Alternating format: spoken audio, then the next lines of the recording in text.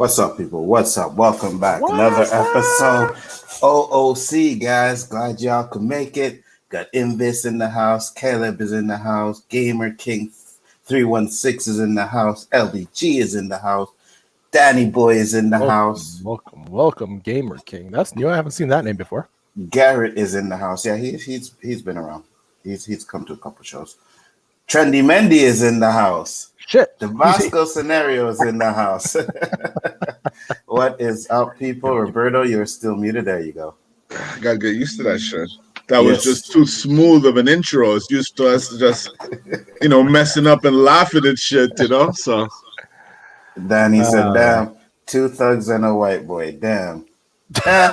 That should be a channel. That should be our Saturday night channel. So we're gonna go around the panel so you guys can talk about your channels. Roberto, I know you ain't got nothing yet, but tell the people at least where they can find you, my brother.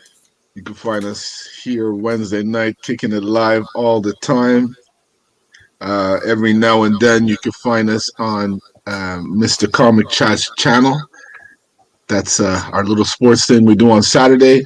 Unfortunately, I haven't been able to be consistent on that show, but it's basically what started me. That's where I got the introduction from Anzo to be on the show, and this is where I am today because of it. So basically, those are the two. You feel me? Mm-hmm. Absolutely. Geishka, you are up. What up, Niners? Zeno? How you doing, brother? Well, just like Roberto, right? Him was that show. Me was this show. Started a whole ball of fed into the Chaos Central shows. So you can find me on those shows. Danny is on the chat. Also welcome me with open arms. So did Chris Knight. So I'm really grateful for that. So yeah, Basco Scenario just tweeted up my channel, dropped my first video on that. What? Review of the bad from Star Wars. Yes, sir. Are you at 100? No, I'm not. Dropped the video that's though. False advertising, but I feel you. I haven't done my show. I feel you. Go live. I haven't gone live yet, so I'm proud of you, G. No matter what, I'm proud of you. Thank you, man. I do respect, man. All respect for that. And yeah, so you can find me there, gaming clips, my reviews for the Un Momento segments, and yeah, getting my whole Basco scenario. This is the scenario bit. I'm working on that. So please, if you haven't subscribed, please do, to everybody that's here. But I really want to get myself up to 100 subscribers so that I can drop that show, be live. And yeah, it's good. And I have to drop thanks to LDG for helping me out with my banners and all that. Greatly appreciate it, guys. Guy works magic, man. He does. And what's up, Danny Lane? What's up, Shifty Gizm? I just wanted to say that says Air Jordan on that hat, brother. That's a Michael Jordan hat. That ain't no American Gladiators hat. Now you guys know how we do how to show. Yeah, go ahead, Roberto. I could see where he gets that from, because if you don't really focus and see the air, just the colors and the symbol. Yeah, and I can see where you guys can kiss my black ass. So it's Michael Jordan, motherfucker. I know, but that's not the kind of chocolate I like. Well, not Michael, but Air Jordan. Okay. Oh, got it. Right. I need so some you guys fucking stronger glasses. I'm seeing too far in the future with these shit. My shit you see me taking them out, these shits fog up as soon as I put these motherfuckers on my eyes. I'm like, what the hell, man? But my shit's for reading, right? I just want to see what's going on in the chat, or else I wouldn't put these motherfuckers on, because that's not what I look like. Because we're getting old. Yeah. That's the reality of shit, man. But you know what? I got to see the love. I got to see what's going on. I got to see what Caleb's saying, Absolutely. I just wanted to throw something out from last week, because I threw a little comment quickly in there when I was ranting. And I only noticed that Caleb picked it up when I said, in my past life, I was a vampire. I saw him freaking out in the chat, and I said, at least I was really paying attention. Yeah, I just wanted to throw that out there, Caleb. I saw that, man, and respect. That's right. Respect all you guys that come in and support the shit, you know what I mean? And this is off our chest, and usually I let the panel go first, but I got a rant today that I want to get off my chest, all right? So now, all y'all have been following, well, most of you have been following the Ray Fisher shit, right? he came out and he said what the reasons were, what the issues he was having with Warner Brothers, Jeff Johns, Josh Whedon, and all of that stuff, right? Mhm. Okay, fine. Now, one of the things that people are talking about is that he didn't want to say the word booyah. I'll get into that a little bit later because I thought about it a while and I can kind of understand. But one of the one issues that he said, where they said, and they said to him, that having an angry black man, because it said Cyborg only smiles twice in the movie. So they said having an angry black man at the center of the movie is problematic. Now, a lot of people are saying, oh, well, he's race baiting, he's doing this and that. And I had to take it another step and flipped it around. And I said, well, you're saying he's race baiting and he's racist or whatever, but wouldn't stereotyping him as an angry black man be considered racist? Because that's the fucking shit that they do to us all the time. It's like, if you're mad, you're an angry black man. Roberto, you've seen Justice League, right? Geishka, you've seen it, right? Yep. Did you guys get the angry black man vibe from Cyborg? No, I didn't. You had to Not go really. based off of what you know, Mm-hmm. because you know how he really felt, right? Mm-hmm. They Mm-hmm. give you somewhat of an impression, but not enough to really represent the character. You see, my thing. Go ahead, Geishka. I didn't see him as an angry black man. I just saw him I'm being dead honest. I saw him just as a person that went through a lot in his life and was hurting, man. That's the way I saw it. Exactly. Now, my definition of the angry black man is like one of those movies where you have a black man, fuck this, fuck that, fuck you, fuck white people, fuck this. That's the angry black man shit that I think, right? But for you sitting there, and if you start feeding into these stereotypes, I'm sorry, that makes you borderline racist. We cannot be feeding into these stereotypes and sitting there and saying, well, the world's going to see you as an angry black man, so we got to cut all this stuff out. It just doesn't make sense to me. Danny makes a good point, because in the first version, I felt they showed more of his anger than in the second version. Oh, they didn't do it justice in the first version at all. Yeah, really? They didn't. No, they didn't. I don't know if I would say he was more angry, because they did have his scenes where he was angry, but then after that, you could see like how his demeanor changed in the movie. You know what I mean? But my towards his dad, I felt like he was more angry in the first one towards his dad. It took a lot for him, I think, until his dad got kidnapped, for him to kind of like show any signs. Same kind of thing that happened in the second one too, right? Okay. Because when his father gets kidnapped, this is what they cut out of the first one. You know, he goes to save his father, and his father's like, "Oh, I didn't think you would come," and he's like, "You're my dad." You know what I mean? And this is what I'm saying. So it's like, I didn't get that vibe from him. But for you to sit there and start saying, well, you know, we can't put it in because it's the angry black man vibe, that's stereotypical racism to me, bro. Like, I just don't get it. It's just like saying, and I know some stereotypes benefit us, right? But it's just like saying all black men have big dicks. That's a stereotype, right? I'm sorry, that's false. Well, you know, I don't know about that, but no, but seriously though, that's a stereotype that's kind of like flattering to us, right? But if you're a black man and you don't have a big dick, that's not flattering to you. You know what I mean? Because you're not living up to that stigma. Exactly. You know what I mean? And it's like, well, that's a stereotype, you know? And I'm just like... like all Asians don't know martial arts, all Italians aren't in the mob. Oh, and I hear all Indian people smell like curry. You know what I mean? That's fucking racist. Not all Spanish people are Mexican. Exactly. Nope. Oh shit, that's real ignorant. Yeah. And I'm just saying, I'm at the point where I'm just like, listen, man, you know, at the end of the day, right, people are condemning him for the things he's come on said and the way he's done it. Maybe he didn't do it in a way where it was feasible for people. You know what I mean? They think he should have just came out and blasted it all at one time or whatever, you know. But we're talking about studios who have been known for racism. So why is it that we are taking the side of the studio instead of the side of the man?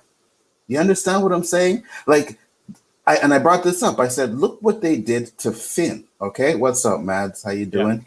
Look what they janitor. Yeah. look what they did to Finn. Like when you watch the promotion and the trailer, you get the hint that Finn was probably going to be a Jedi. Mm-hmm. And then in the movie, they make him a janitor. And I am sorry, the minute they fucking did that in that movie, I was like, fuck this movie. Why the fuck is the one black man the janitor? You also have fucking robots that run around and do all kinds of shit. You mean to tell me that they don't have robots that clean up? But the black man is the janitor? And they play that as a joke. And it's not a fucking joke. This is how they see us. And I can tell you, Hanzo's rage was real because I remember when that movie came out and we were talking about it. Ooh, he was heated. Well, that just goes to show that, you know, he sees a little deeper into stuff than other people. Other people just see it as entertainment. But, you know, there's always a bigger message if you look a little deeper. Exactly. Oh, yeah. Exactly. You know, that's a good point that you're saying because it brought to something I mentioned today, right? Where if you don't look for the racism, does that make you part of the problem or part of the solution? Mm-hmm.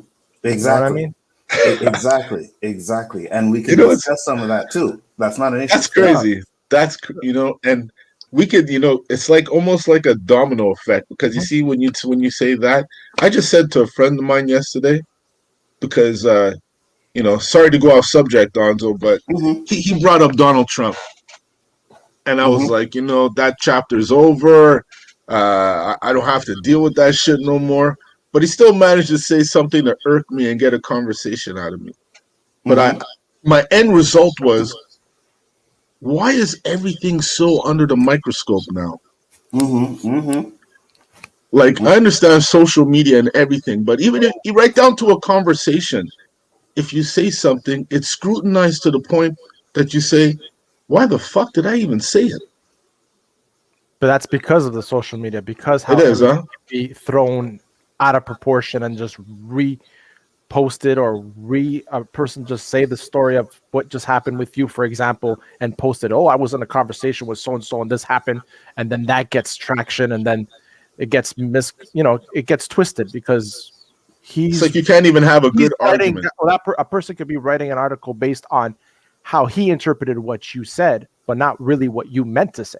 And because there's so many, like you're right, there's so many versions of the truth now, where back in the day, it was what it was. You wanted to know, you went to Britannica, or you talked to someone who's smarter than you, and you just have to go with it, right? But now there's so many means of information that your shit's always questioned. Where do you get your information from, Geiskar? What makes your information valid? You know what? And you have to fucking justify it. Like, That's why? correct. Right down to talking to what time is the bus coming, you know? It could be scoped down like that. Boom, boom, boom. And you're like, this is why I'm starting, you know, because I'm wondering why people are so angry, you know? But it's so funny that you say like the bus for just to show you how thank you, man. Like it is right now, right? It's the bus for the buses. You know, when we used to take the bus, we just wait for the damn bus. It had a little freaking piece of paper there. It told you where the next one was. A lot of times it was wrong because they never respected. But no, man, I get on my kid's case. I'm like, you're going to miss your bus. No, the bus is actually around this corner. It's all GPS now. They know exactly where the bus is. No sense of urgency for nothing. Drives me up the fucking wall, man. It just does. I don't know if it's like being kind of like jealous that I couldn't have the life of, when I feel like it, I'll get to it. God, no, man, my dad would whoop my ass so far that get your ass out the door. What's up? What's up, Danny? What's Hey, Danny. Have you ever loved somebody and hate them at the same time? Absolutely. Okay, that's how I feel about Anzo right now. I love him and I hate him because I plan on just chilling and relaxing, watching the show. He start these topics, man. I get to come in here and damn voice my opinion. I'm like, look at this fucker right here, man.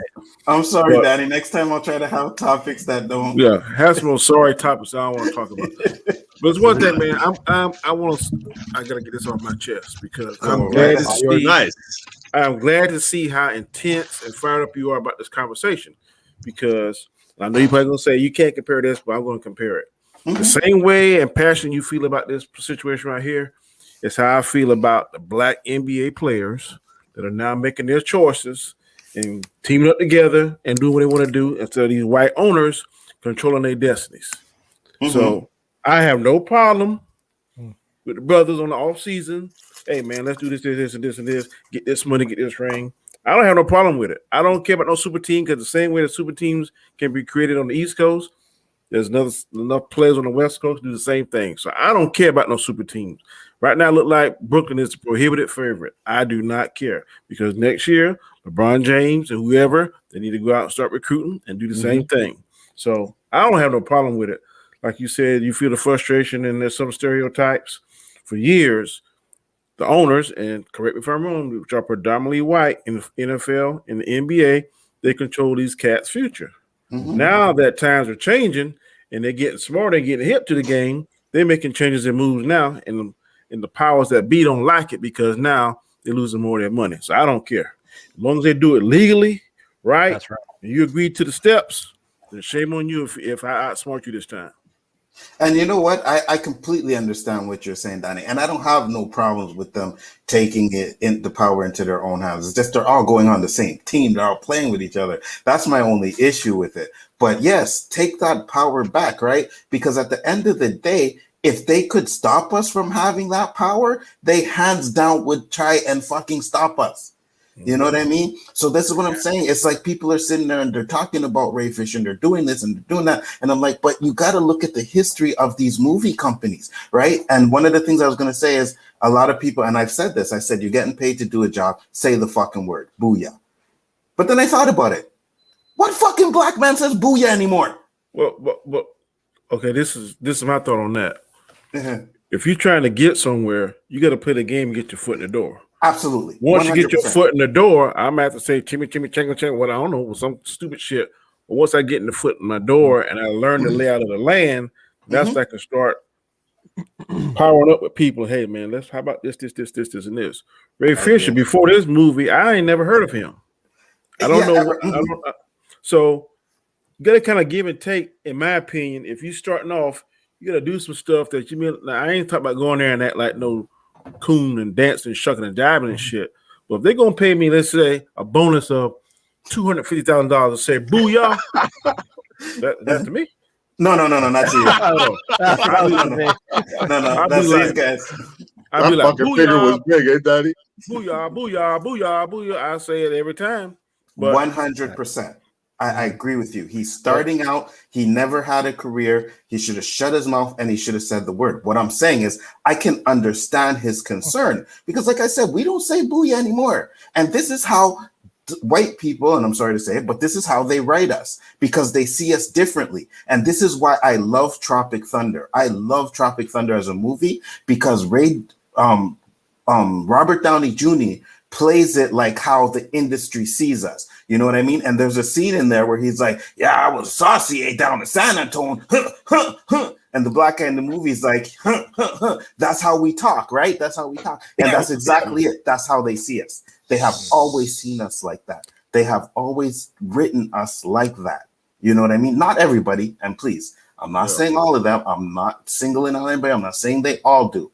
I am just saying majority of them do not understand how to write for black people. And when they do write for us, they write us saying booyah and yo, what up, yo, this is yo, and that.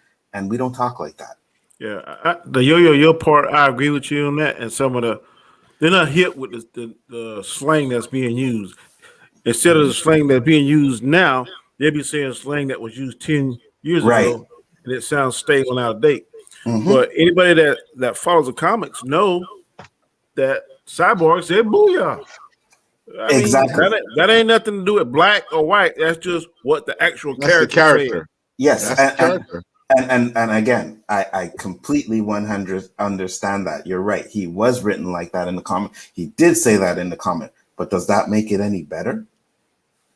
Because they put it in the comic, they're just doing what they always do. This is how they see black people running around, booyah, yeah, boy, and this and that. And I'm like, okay, he, like I said, and like you said, Danny, he was just starting out, and he should have just bit the fucking bullet and did what he did. Because look what happened with Gal Gadot. When that shit happened with her, she was a bigger name. She was able to go to the people upstairs and say, listen, this, and this. And she got more respect than he did. He was a nobody. So I completely understand that. But at the end of the day, like I said it again, but I can. There should be a gong or a counter for that shit, you know? I Take a shot every time he says it. Yeah. Where's my shot glass? I'll find one. I can no more shots no more. Oh yeah, no, you can't do the shots. But Well, I personally fucking scotched at the end, boy. I can personally understand where he's coming from 100%. I agree with Danny. He should have bit the bullet, took that money, said the words, shut his mouth. You know what I mean? But you say you should bite the bullet. And I agree. That's where you want your career to go. But it says something about his character, belief, character of standing up for himself too. I disagree. No, but it does, right? Are we talking about the actor? Yes. The role? Mm-hmm. He chose not to say booyah? Mm-hmm. Yeah, he didn't want. Well, he said it in the movie, right? Because he had to. But his argument was that he didn't want to say it. You know, but it's part of the character. That part, yes. But I'm talking about more about the injustification that happened after that, because there was more that happened after that.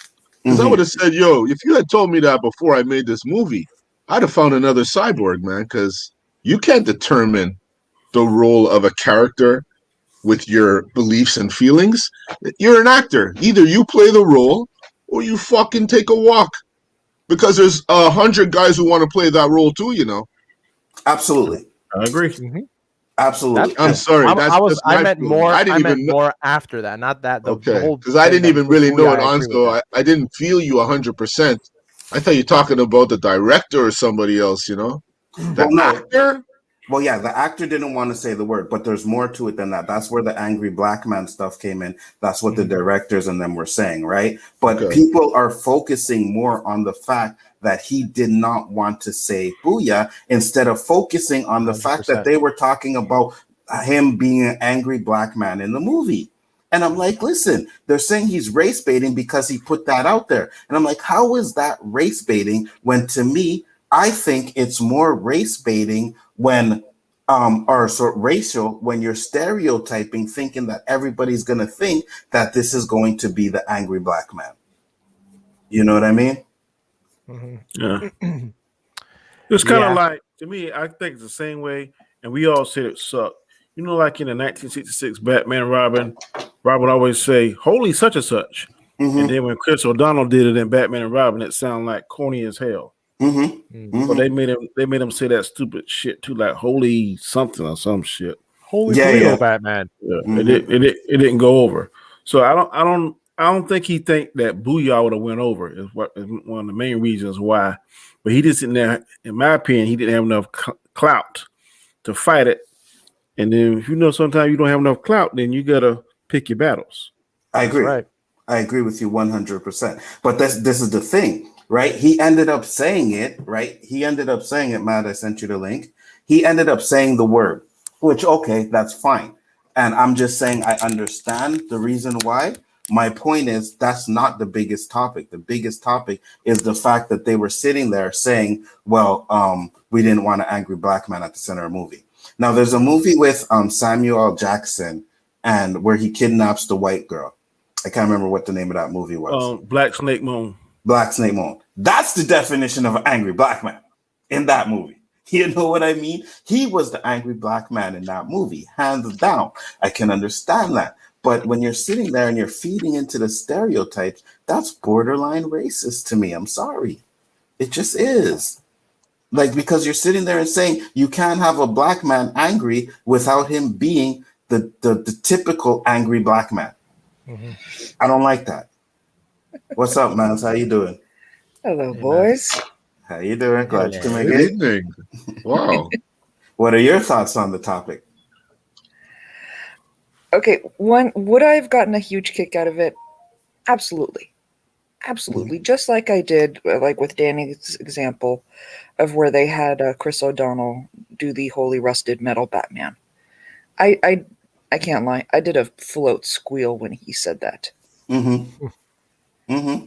But in the same respect, like I mentioned in the chat, yeah, it's a recognized cyborg catchphrase. Much Mm-hmm. like it's a bird, it's a plane, and you didn't hear anybody saying ish about that with Henry Cavill. Mm-hmm. I agree. You know, and even throwing in the Avengers side. Yeah, but Superman never said that. It was No, I always know. I know Superman never said that, but and also in the Avengers side, as soon as they announced that Benedict Cumberbatch was going to be Doctor Strange, and the fans were saying over and over again that they wanted a no shit Sherlock moment between Benedict and Robert Downey Jr. And the guys both turned around and said, "No, that's corny as shit." Mm-hmm. Mm-hmm. And the fans respected that. Why can't they respect that in this case? yeah, because he don't have the cachet that those two actors have. He don't. You're right. He don't. But it's still, like she said, like at least respect the man's. And me and Terrence were talking about it earlier, right? And I'm thinking maybe if they had spoke to him, like really said, listen, blah blah, instead of like, oh, you're gonna say this regardless whether you like it or not. I think that's what they basically told him, instead of having a conversation with the man and saying, this is this. I understand you may not see it, but it's this catchphrase. You know, people might like it. They want to hear it or so and so. But when you're there and you're talking about, no, you're going to say the word, whether you like it or not, I'm pretty sure they threaten his career because we already know that Josh Whedon is an asshole, right? Yeah. So they guaranteed they threaten his career if he didn't say it. Instead of just, yeah, go ahead. And everything is how you present anything, right? Like, you know that it's how you approach people with ideas and have them, you know, their opinions. Be mindful of their opinions. But like you said, he has a reputation of being a real dick and a hard ass person to work for. You know, exactly. And straight up, you know, if he turned around, because it was said, if he turned around and said, "Well, you're just being an angry black man," that's a great way of getting any guy to shut down. Right. Right. That's the excuse you use. Angry black man. You know what I mean? Oh, he's an angry black man. We can't have an angry black man on screen. And I'm like, get the fuck out of here with that, because I watched the movie and I didn't get that vibe from him. I got more of a guy who was hurting. You know what I mean? It's the same thing as a RoboCop reboot. When that guy found out he was a damn cyborg, he was more machine than man. He got mad. He didn't know how to accept it and cope with it. The same thing I saw with Cyborg. The only part where I saw he was angry in the Zack Snyder cut was when his dad didn't show up for his football games. Now he was mad about that because he thought that his dad work was more important than he was. Exactly. But the thing when he woke up and saw that he was a cyborg and he was no longer human and stuff, that shocked anybody that would went, if it was feasible to go through that process when you all flesh and blood one moment and then when you wake up, you're all machine. Who's not going to freak out over that? So Absolutely. That's all it was. It wasn't more anger. It was more like shock and how I'm going to cope with this. And I got these new powers. It's kind of cool, but in a way it's kind of fucked up. Because now I can't do this. I can't do that. So. Exactly. And Dandelion says sometimes a black man should be angry just like everyone else. Absolutely. And absolutely. So what if he's angry? Exactly. So what if he's angry? What the fuck? He's angry just like anybody, maybe a little bit more intense, but so what? Maybe there's another culture that's more intense than him. So what? Hispanics are crazy ass shit too. It's just bad when movies come to this kind of talk right here. Movies wasn't made for this kind. They were made to go and entertain, lose yourself for an hour, 2 hours, however long the movie is. But now when you're breaking down and psychoanalyzing everything, it's more work than it is enjoyment. Absolutely. That's what I keep talking about, outrage culture. That's the whole thing. I mean, that's a very good label. Thank you, dear.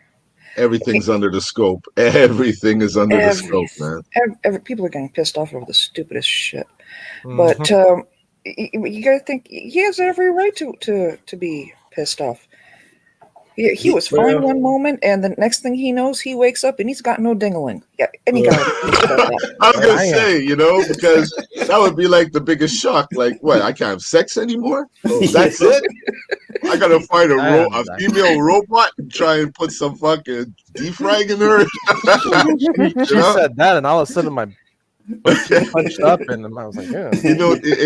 I was gonna pose the question, but why go there? It's a whole different subject. No, but Electronic it is correct though. It is right Yep. though. You know what I mean? His life changed. He was a football star, and then he went to being a cyborg, and he was upset about that in the movie. I get it. That's not the angry black man scenario. It's just not. So when you're sitting there and saying, "Well, we're going to cut that out because you're going to be that angry black man that we want to avoid the stereotype of," that to me is borderline racism. But Anto, what is the angry black man? Could I know? I'm thinking, and this is how I define the angry black man, as the one that doesn't give a fuck. You know what I mean? Like I said, Black Steak Moan, is just fuck the world, fuck everybody, fuck white people, fuck this, fuck that, blah blah blah blah. But I see all kinds of that, not necessarily only black. I think the angry black man is when you have really no logical reason to be angry. You just mad and bitter for the sake of being mad and bitter, and you just think the whole world is against you. And some of it may be true, but majority of it is like, okay, if you got to do some stuff yourself. No, I agree. But why is black associated to it? Because I've seen all walks of life with those same labels. That's exactly why is black. Yeah, Danny, for sure. For sure, there's all walks going through the same thing with anger issues. Yeah. Like, I don't give a fuck. I don't give a fuck if you're my own people. I'm shooting you. I'm stabbing you. I'm whatever, All walks lose it. But some words just stick. Like angry black man, redneck. You know what, Danny? I don't know why they stick, but they just do. They stick to black people because that's what keeps holding us fucking back, yes, holding us 100%. down, keeping us from taking 100%. that extra step forward. And maybe, you know what? Maybe we are wrong. 100%. But you know what? I saw a guy in Detroit start the new Young Black Panthers. I hope he takes this thing in the right way and not make it a war, us against them. More along the lines of we are fucking tired of this shit, and it's got to stop. It's got to stop. That's the momentum that's got to be taken now. Yeah. Let me give you a very polarizing example. Okay. The former president got in his platform and he rallied who he rallied. Malcolm X was in his platform and rallied who he rallied. Who took out Malcolm X? People that look like us. All this crazy stuff that the former president did, no one took him out because when the rubber meets the road, in my experience, they may not like each other, but when the shit hits the fan, they're gonna come together. Golf course, room meetings, poker table, whatever. Us, I ain't doing that because he gonna have more than me. Blah blah blah blah blah blah. It's a cycle. It's a vicious cycle. That gonna get broken. Sorry to say, Danny, but that's 100 what you just said. That's the cycle. You got to break it, but I don't know how to break it. That's the problem. What's up, Storms? What's up, people? What's up, brother? So, first of all, let me just start by saying, cheers. I hit my weight goal for today, but congratulations. Cheers. So, thank you for that. With some agua. This ain't agua, but sure. That's all I can cheers you with, brother. So let me give a cracker perspective on this because what you guys are talking about. Call yourself a cracker. Did we get kicked off for that shit now? Look. I don't consider myself a cracker, but let alone I'm a cracker. Okay, at least my people are crackers. American, thank you. But so this is the way I look at it, and to me, I understand why you guys are pissed because I'm pissed right along with you. I'm representing Black Lives Matter, what that But here's the thing that pisses me off, right? And this is the Hollywood studio system today. This is the system that canceled Pepe Le Pew and said that O.C. Sam can't have a fucking gun. All right. Here's the fucking thing, right? When the movie Falling Down came out, I don't know if you guys ever seen it. Nobody cared about we can't portray white people as angry white people. Facts. Right? When we see all these fucking movies, no one cared how they portrayed people in the movies, right? But now you have a black guy who lost his entire life, his entire well-being, and you're like, no, we can't have him angry because we're afraid the cancel culture is going to come after us. I'm sorry, if you get into an accident and lose your entire body, you're going to be a little pissed off, sir. Just fucking saying. I don't care if you're white, Hispanic, Vietnamese, Chinese, Namekian, saying, I don't give a fuck. You're gonna be pissed off. The fact that you care so much about the backlash that it affects your storytelling is what pisses me off, and that's what's pissing me off with Hollywood today. It's not about race, it's about portraying the character, and when the character starts being affected by your agenda, that's when we're losing what's going on in Hollywood. It's not about race. It's about the fucking story. It is up to the people to choose if it's about the race or not the fucking studio. That's why Ray Fisher was pissed off. You are cutting his fucking story out and saying, you're telling a black man that you can't portray his character because of what you think his people are going to think. How about you fucking do it, then see what his people think? Facts. 100%. I agree with you 100%. Well said, Rob. Well said, yo. I think you should drink Maybe more. I need some of that preacher juice too, man. This agua. What's going on? It's like the truth serum. It's the truth serum.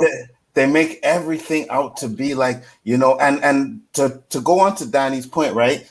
Malcolm X was considered an angry black man. You know what I mean? He was considered an angry black man, and he really wasn't an angry black man. He was just kind of because he was the total opposite of what they wanted of Martin Luther King. Yes, he was the total opposite. So they portrayed him because they probably saw he would gain more momentum with his people. So let's portray him as the bad guy, even though they're both trying to do something good for one cause. And why do we need a bad guy? And why do we need an angry guy? Is portrayed as the bad guy. Regardless of what you're angry about, they portray the angry black man as the bad guy. That's the bad guy. No, you can't be an angry black man. I think they confuse anger with frustration. Yeah, thank you, Danny. But what is the definition of an angry black guy? This is what I asked. You look at any movie, right? Somebody is angry in the movie, right? For fucking Endgame, is Tony Stark angry because or is Ant-Man angry because he lost his family? Oh, he's the angry white guy because he lost his family. Every movie has someone who's upset about something. You're not portraying them as an angry stereotype. You're portraying them as a fucking human being with emotions. Especially when the anger is fucking justified.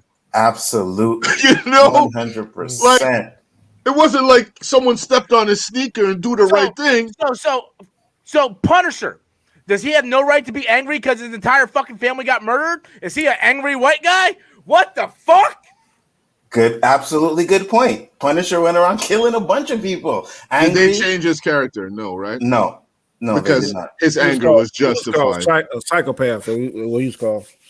The thing is, anger, sadness, happiness, those are emotions that everybody feels. It has you relate to them on a humanity level. When you take that away, it isn't about stereotyping or race casting or anything. It's about being a human being and having the audience be able to relate to that character. If you are sitting there and you're going to water this shit down because the character that has these feelings is black, then you are doing a disservice to that character.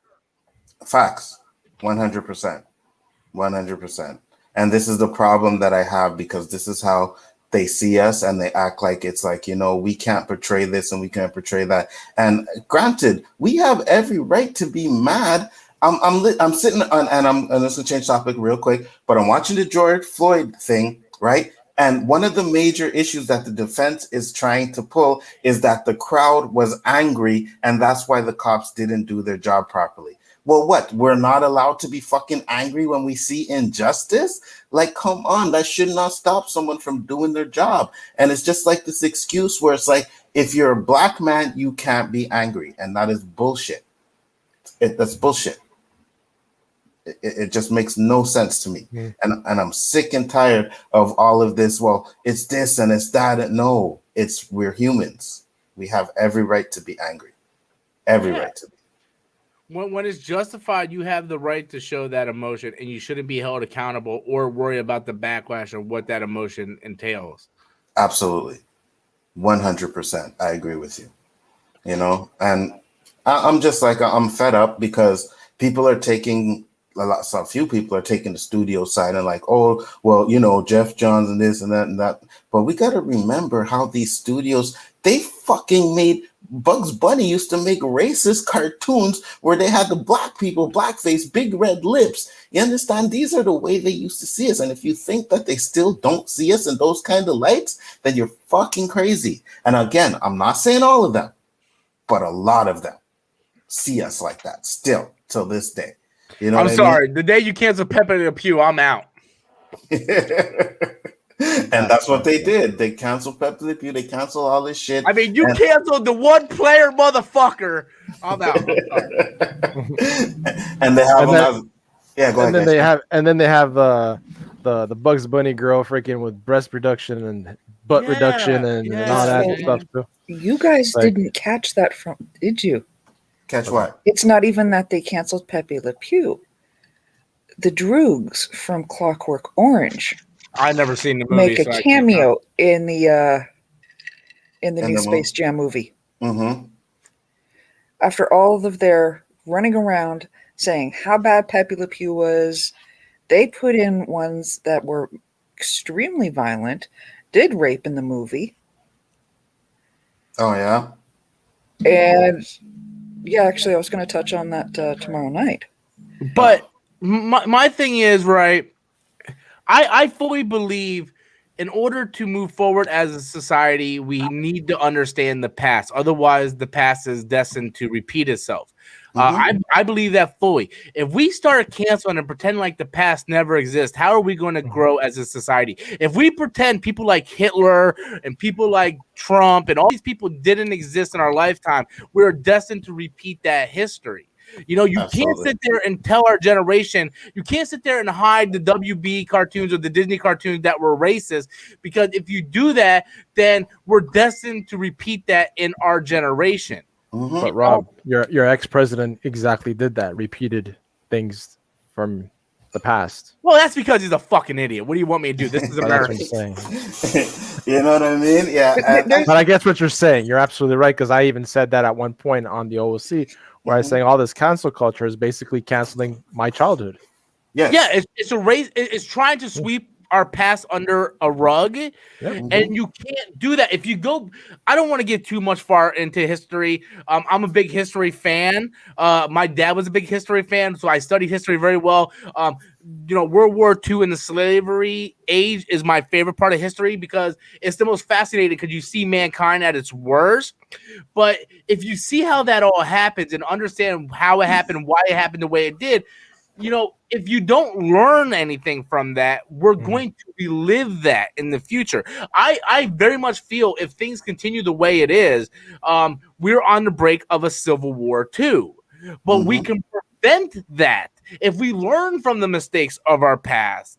You know, but if you start canceling and erasing all this stuff, all you're going to do is piss off the angry white people, and that's going to make them rebel more. And then, you know, then the people on the black side is going to rebel against that. And we're going to be in a civil war like, you know, United States of America has never seen before.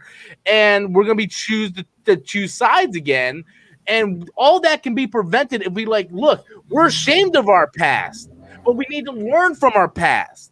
Not sit there and cancel our past. We need to acknowledge it and tell our kids, look, yes, this is racist. This is reason why this is racist. We need to learn from this. We need to be better from this. You can't just cancel and pretend like it never fucking happened, because it happened. It happened. You are one. Hold on. Can you put back Dandelion's F Pepe Le Pew? Yes. Like, so you're telling me when you watched this when you were a kid, you thought that? Nobody thought that. I don't care what he said. I did. You know what I thought? What I took from it was this cat, the female cat, could not take the smell of this handsome fucking skunk. That's what I took from it. And the moment I saw one skit where they actually put a clothesline on the nose, or perfume, and she fell in love. But I don't know if that was some kind of love potion. But one time they put something on her nose and she saw him different. Yeah. The way I always looked at Pepe Le Pew was Pepe Le Pew was what was he? French, Hispanic, French, whatever. That's how they are. These French guys, they're aggressive. They are romantic people. They love exactly. Right? So and they didn't wear deodorant back then. Yeah. If anyone should be pissed, it should be the French. The in Paris. That's not how we are. You know. It fucking pisses me off, man. It pisses me off to no extent because you can't do anything nowadays. Everything that's being done is under a microscope, and everybody's picking you apart, and you can't do anything. And the best thing we can do is say, "Fuck cancel culture." Fuck cancel culture. You know who are they though? Because that's hold on, let me get your question. Because that's killing storytelling, right? It is. So now you want to be someone who creates movies and does things, but you can't put certain things in your movies because that's going to cancel your movie. Like it's a fucking movie, man. Movies are meant to entertain. There's movies that are there to make us learn and think about things, right? How the fuck are we going to think about certain things if they can't put that point in a movie? I'm sorry. But you know what makes it worse? Do you know who's canceling all the shit? White people. Yeah, I know. White people are the people canceling it. It's like you're the motherfuckers that started it, and now you're trying to erase the shit. Not only you started it, you're telling the black people what should be around it. Like, what the fuck? Well, we're trying to fix our past mistakes by erasing it. Get the fuck out of here. Fucking George Washington is the first president of the United States. That motherfucker had slaves. Get the fuck out of here. Absolutely. Shit, I want some of what Rob's drinking. I ain't letting. I'm about to say I don't know what he's drinking, but that shit. I'm fired up tonight, man. I'm fired up tonight. I'm sorry, guys. But I'm not gonna lie. You're talking facts and you're bringing some fire, so I'm okay with that. I'm okay with it. You know what I mean? And that's what this show is about. We're trying to get the stuff out. We're trying to educate people. And at the end of the day, when it comes to get canceled, though. No, we ain't trying to get canceled. But fuck you, try and cancel me. I don't give a fuck. You know what I mean? You know what it is? I think maybe there's two plots. Either they're trying to make our brains numb by not giving us a choice, or it's just all about another form of control. No. Yeah. I didn't mean to cut you off, but isn't it racist in the terms of white people trying to tell black people what is racist? Yeah. That's even more racist. Well, you could have your own definition of it, but you can't fucking tell me.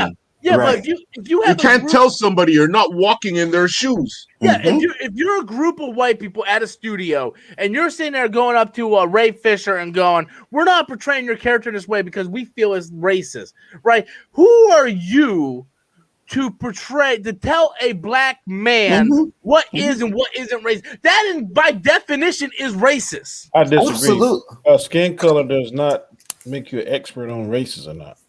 But that's not what I'm saying. No, and you're right, Daniel. Skin color doesn't, but we experience it, though. You know what I mean? And this is what I'm saying. No white man, I don't care what you want to tell me, whether you're white, whether you're black, if you're dating a black man or a white man, no matter what, you could be around us 24 hours a day. You still will never understand the struggles that we go through because you're not in our agree with that, but I'm saying an individual still can empathize and still understand what racism means and not experience it. Yes, black, white, blue, or green. We can understand it, but we can't experience. For example, I got pulled over 3 times.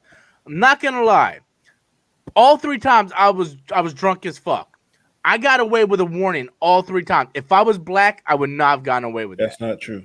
That's not true. Yeah. I can tell you, I got pulled over once and a cop, and that is not true. It depends. I should have been arrested, and I didn't. And I'm black. It depends on the attitude and the temperament of that particular officer. I can tell you right now, if it's close to getting off time, your ass probably gonna get off because you don't want to do the fucking paperwork. That's real talk. Yeah. Can I tell you my story? Yeah, go ahead. We're coming back from the business. I don't know if you guys remember that place. I'm sure you do. No. Club? The business? You don't remember the business on St. Lawrence? Nope. That's right. You guys are young. I remember before my time. Well, look, I was everybody was more licked than me, so I became the driver. And we were driving down DeCarry. Just before we get into the DeCarry exit, there was a bunch of cars driving like 1 speed. and I wanted to get around these guys because they were driving one speed too slow, right? Just as I whip around, there was a That's good. QPP in the middle. Yeah. They had me pull over. When I pulled over, they had an alcohol thing set up right at, right in the corner of Jean Talon and the Carry. Okay. It was all blocked off by QPP. Came on the megahorn, pull over. I said, I am fucked. I'm fucked. They came up. Did you drink tonight? I said, officer, I won't lie. I drank. But as you can see, these guys behind me drank a hell of a lot more than me. That's how I'm the designated driver. He goes, okay, come with me to the car. I blow in the breathalyzer. And this is the time when they had red, yellow, green, almost like a stoplight. Mm-hmm. That shit was yellow. I guess somebody was looking out for me because that shit should have blew up red. Like, should have blew up red. I really shouldn't have drove that night, but Mm-hmm. I'm sure everybody could tell that story, or most people could tell that story in life. And God was watching out for us. And I get it. I get what you're saying, and I get what Danny is saying. But that's not the norm. You know what I mean? No. I'm not saying that's the norm. It's just not the norm. It's not, Danny. But it's not the norm. But you see, but into the defense of that, right? Mm-hmm. Going back to what I was saying earlier, if we keep focusing on not the norm, we're gonna drive yourselves crazy. What is norm? Just as much as there's bad, there is good, and it's absolutely the bad that's outshining the good. Absolutely, 100%. And that's what good doesn't make news, man. Let me give you an example. Like every time, and I totally agree that if these cops do stuff that ain't right, kill somebody, do whatever the case is, they should get a hammer just like everybody else. Don't have a problem with that. But that's what the news shows. They won't show it just 1 or 2 days. They'll show it 1 or 2 months. And then if it's a dry spell and something else happened that's similar to it, they'll go back and do a whole recount, a whole chronological order of what happened. They don't show the good things. Right here in my own department, we done had breakfast for the cancer patients. This Thursday, we having another cancer drive patient where we giving out breakfast. Where we go, last year we served cancer patients. We take kids for Christmas toys, that kind of stuff. They don't do all that kind of stuff. But the minute a cop does something stupid, and I'm not saying that he couldn't be punished for doing something stupid, it makes national news. And all the good things we do are the times that I've seen officers say, look, pull over on the side of the road, call somebody, come pick you up. I ain't gonna let you on the side of the road. I ain't gonna let you drive home. They don't show that kind of stuff, but they always show the one where the cops fight somebody that's acting like a jerk or asshole on the side of the road. Then they gotta do something. And then see how he is. They don't show up 100 times. But I've done called somebody and say, hey, Anzo, your son out here, man. Come get him. I've done that several times throughout my career. And I know other officers have done that same thing too. And you know what, Danny? I agree with you 100%. They don't show up, but if you go and look for it, you will find it. Because when all this George Floyd shit was going on, they had videos of cops talking to black people and saying, we stand with you, and kneeling with them. Mm-hmm. So it does get shown. It's just the fact that the negative gets shown a lot more. I completely understand that. That's the problem. But hold on. Let me finish one thing though. A lot of people like to blame the media, and I do blame the media in some cases.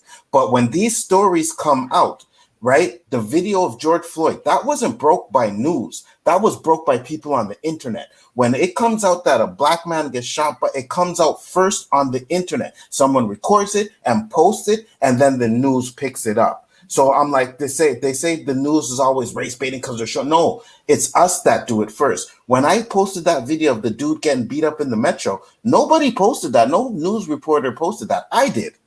And then they called me. Exactly. But you think if you, let me ask one thing, Rob. But if you think if you show a cop doing something good and you post it, then it's gonna get the traction of a cop doing something not so good. No, I said that. No. Okay. It will not. It will not get that traction. I agree with you 100%. No. So here's the thing, and this is my perspective of it. You look at the history of the world, right? As a line, what do we remember all the good things that happen in the world, or do we remember all the bad things that happen in the world? Like think of the history of the world, right? Do we remember all the good things? No, we remember World War II. We remember Nazi Germany. We remember Vietnam. We remember 9/11. We remember like slavery. We remember all the bad things. You know why? Because that's what the news feeds on, right? That is the money. You look at the history of your life, right? Danny, think about the history of your life. I'll think about the history of my life. If I sit there and think about, I'm 37 years old. If I would just think right now, I could think about more negative things that happen in my life than positive things, because the negatives are so bad that it overweighs the positive. So it's not like you guys aren't doing good things and it's not being shown. But when something bad happens, it's like, oh, that's the news. You look at like every time a white person goes up and shoots up a school, it's everywhere, right? You look at like 9/11, it's everywhere, right? It's just like from the history of mankind, only the negatives have been the big landmarks in our storytelling, right? And you're go ahead. Sorry for cutting you off. But I'm gonna say you're absolutely right, because when 9/11 came out, there was a lot of good things. People united at that time, but all they ever showed was the negative shit. Yes. They didn't show all the people, the strangers that were coming out and helping people and going to ground zero and cleaning up the rubble and all that shit. Everything they just kept showing us was all of the negative stuff. They're talking about Muslim people being negative, right, and all this stuff. It was all the negative publicity. You look back at Nazi Germany, right? Did they ever report on all the good Germans that were against it? No, it was all the bad Nazi Germans. Like that's like there was a lot of white people that were against slavery, but they showed all the white people that were for slavery. Like it's been the history of mankind that the negatives always outweigh the positive. And there's a lot of really good cops out there. Danny, you are absolutely one of them. You're a great guy.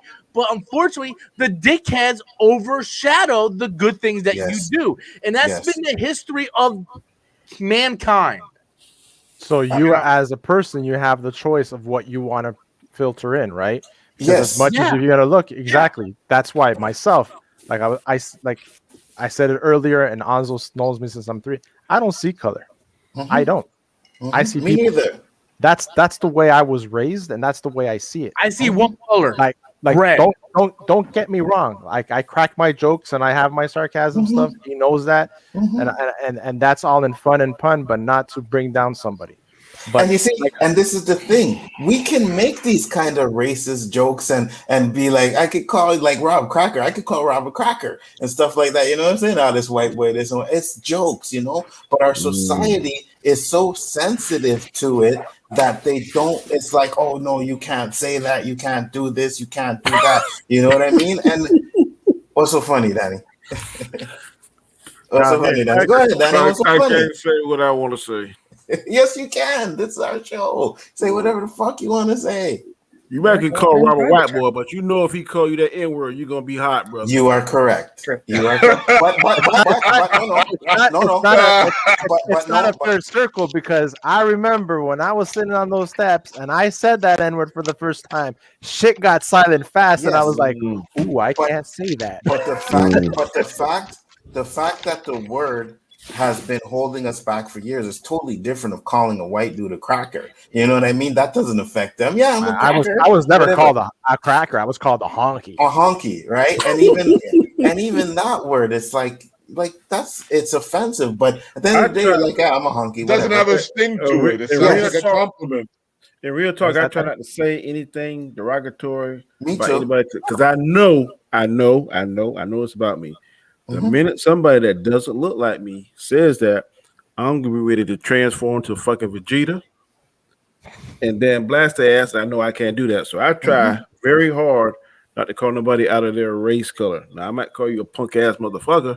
That's one thing, but I ain't gonna say no white boy or honky cracker. Me neither. When you say the trigger word, it's gonna trigger something that you don't want to handle. You're right. You're 100% right, because punk ass mmotherfucker is even gender neutral. That's right. And it's the thing. I agree with you, right? But I'm gonna give you an example. You know, Poe. Well, I shouldn't say names, but whatever. We were in the backstage. Someone said the N-word, right? And someone else who wasn't ours said, well, Paul, you called me and said the N-word. Now, the person that said that word was like, no, don't say that word. And I was like, well, he was just saying it because you said it to him. So I didn't take it in a way like, oh, you can't say that. You can't say that. You know what I mean? At the end of the day, sometimes it comes to context as well. Yeah, you know, you gotta have the context, right? And man, if you boys with somebody that don't like you, and man, you can say, look, man, I'm gonna give you this one time, man, but that really bothers me. You gotta be man enough to say that bothers me without losing your shit. But if he keep chiming that shit and chiming it, then hey. Right. And if he knows that it bothers you and he keeps saying it, then that's being disrespectful. I know you know what I mean? If one of my boys called me and said, hey man, that really like something. There's a time when I used to get pissed off on the shows and just get the fuck off the show. Anzo told me, hey man, I don't like that, but I ain't done it no more. He came to me like a man, right way. I see where he was coming from, so I don't do it anymore. That's what you got to do. I'm all about that. If something bothers you, man, grow a set, borrow a set, whatever, make a set, and just go to the person and say, hey, 1, 2, 3, ABC. I'm all about that. 100%. I agree. I tell them straight up, listen, you could say this to me, right? I might be okay with it. You get comfortable with this and say it in the wrong place. You could get fucked up. And listen, I ain't fighting every time you want to get stupid and say this fucking word. So correct. You can take it as what it is, or I'm going to watch your ass get stomped a lot of times. You know what I mean? Because that's what's going to happen. Because listen, we got a woman on the panel, and I know there's certain words that a woman don't want to be called, right, man? Yeah, that's all about respect, which a lot of people don't have. For white women, is C, the C word. Absolutely. For black woman is the B word. Absolutely, 100%. And hold on, Rob. Just before we finish, I'll just say this. And is that true, Matt? It's like, also Matt didn't say yes or no. Oh, but yeah, it is true. But is it true, Matt? She's like, everybody's like, yeah, yes, it's true. It's true. I know it's true because I know there's other words too, man. But you're not letting me talk. So, go ahead. Yeah, absolutely. Straight up, any woman does not like that C word. That is not a color thing. That's deep. Because I know one of my exes. I'm proud of it. Okay. I would never, that's you only call that to someone who really hurt you. The only thing, and you don't give a fuck anymore. But I would never. That's like the grenade, Yeah. Last resort. No, sometimes bitch can be just like the N-word. Yes. It's all in the context. Sometimes that can be a term of endearment, or it can be a straight up slap in the face. It can be used many ways. 100%. Oh my God. I had a huge argument with my kids about that beach and how bitch is how they use it now as a terms of endearment. Right? Because I remember one time I was just saying it and my wife heard me and she's like, what did you say? Like her tone just went, what did you say? Like freaking Clint Eastwood type thing, man. And I was like, I wasn't saying it at you.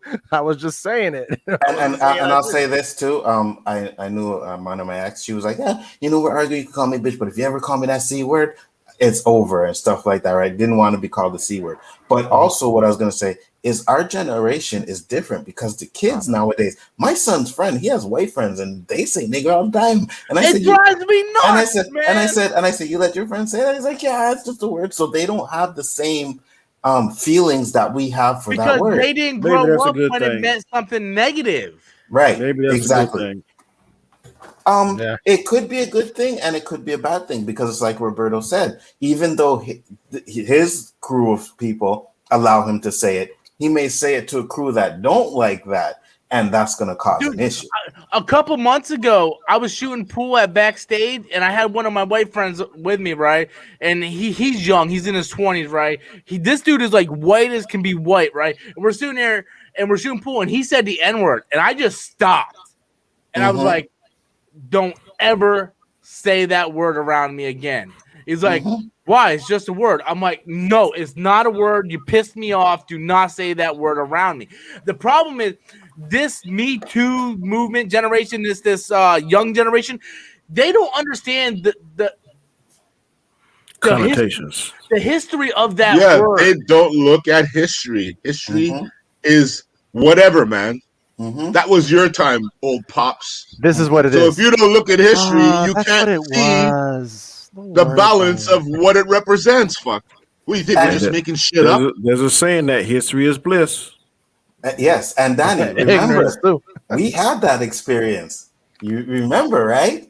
Rob stream, and we both looked at each other and was like, "What the fuck?" Remember? Oh yeah, I Dude, remember that. yeah, I was like, you never seen my ass go like this. So quick in my life. I went. Like Shaggy. She basically came in and said, "What up, niggas?" And we were like, "What?" Yeah, I was like, I would have been no, she She's didn't. like, what up, man? I was like, whoa.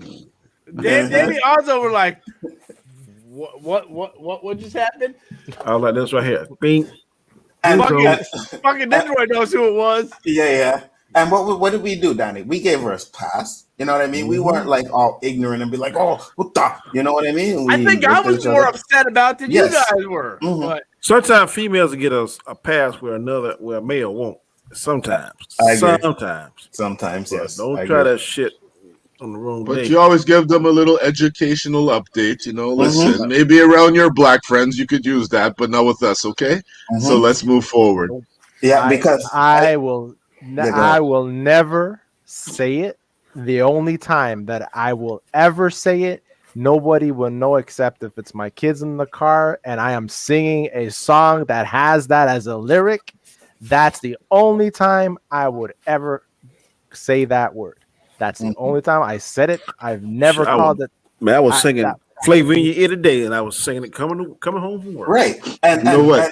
And Danny, that's nice, Craig Mack. Yes, sir. And remix. Danny, we try not to say the word, right? But when you're singing a song, it's in the song. What do you want us to do? Skip the word because it's in the song? You're gonna look like you don't know the words.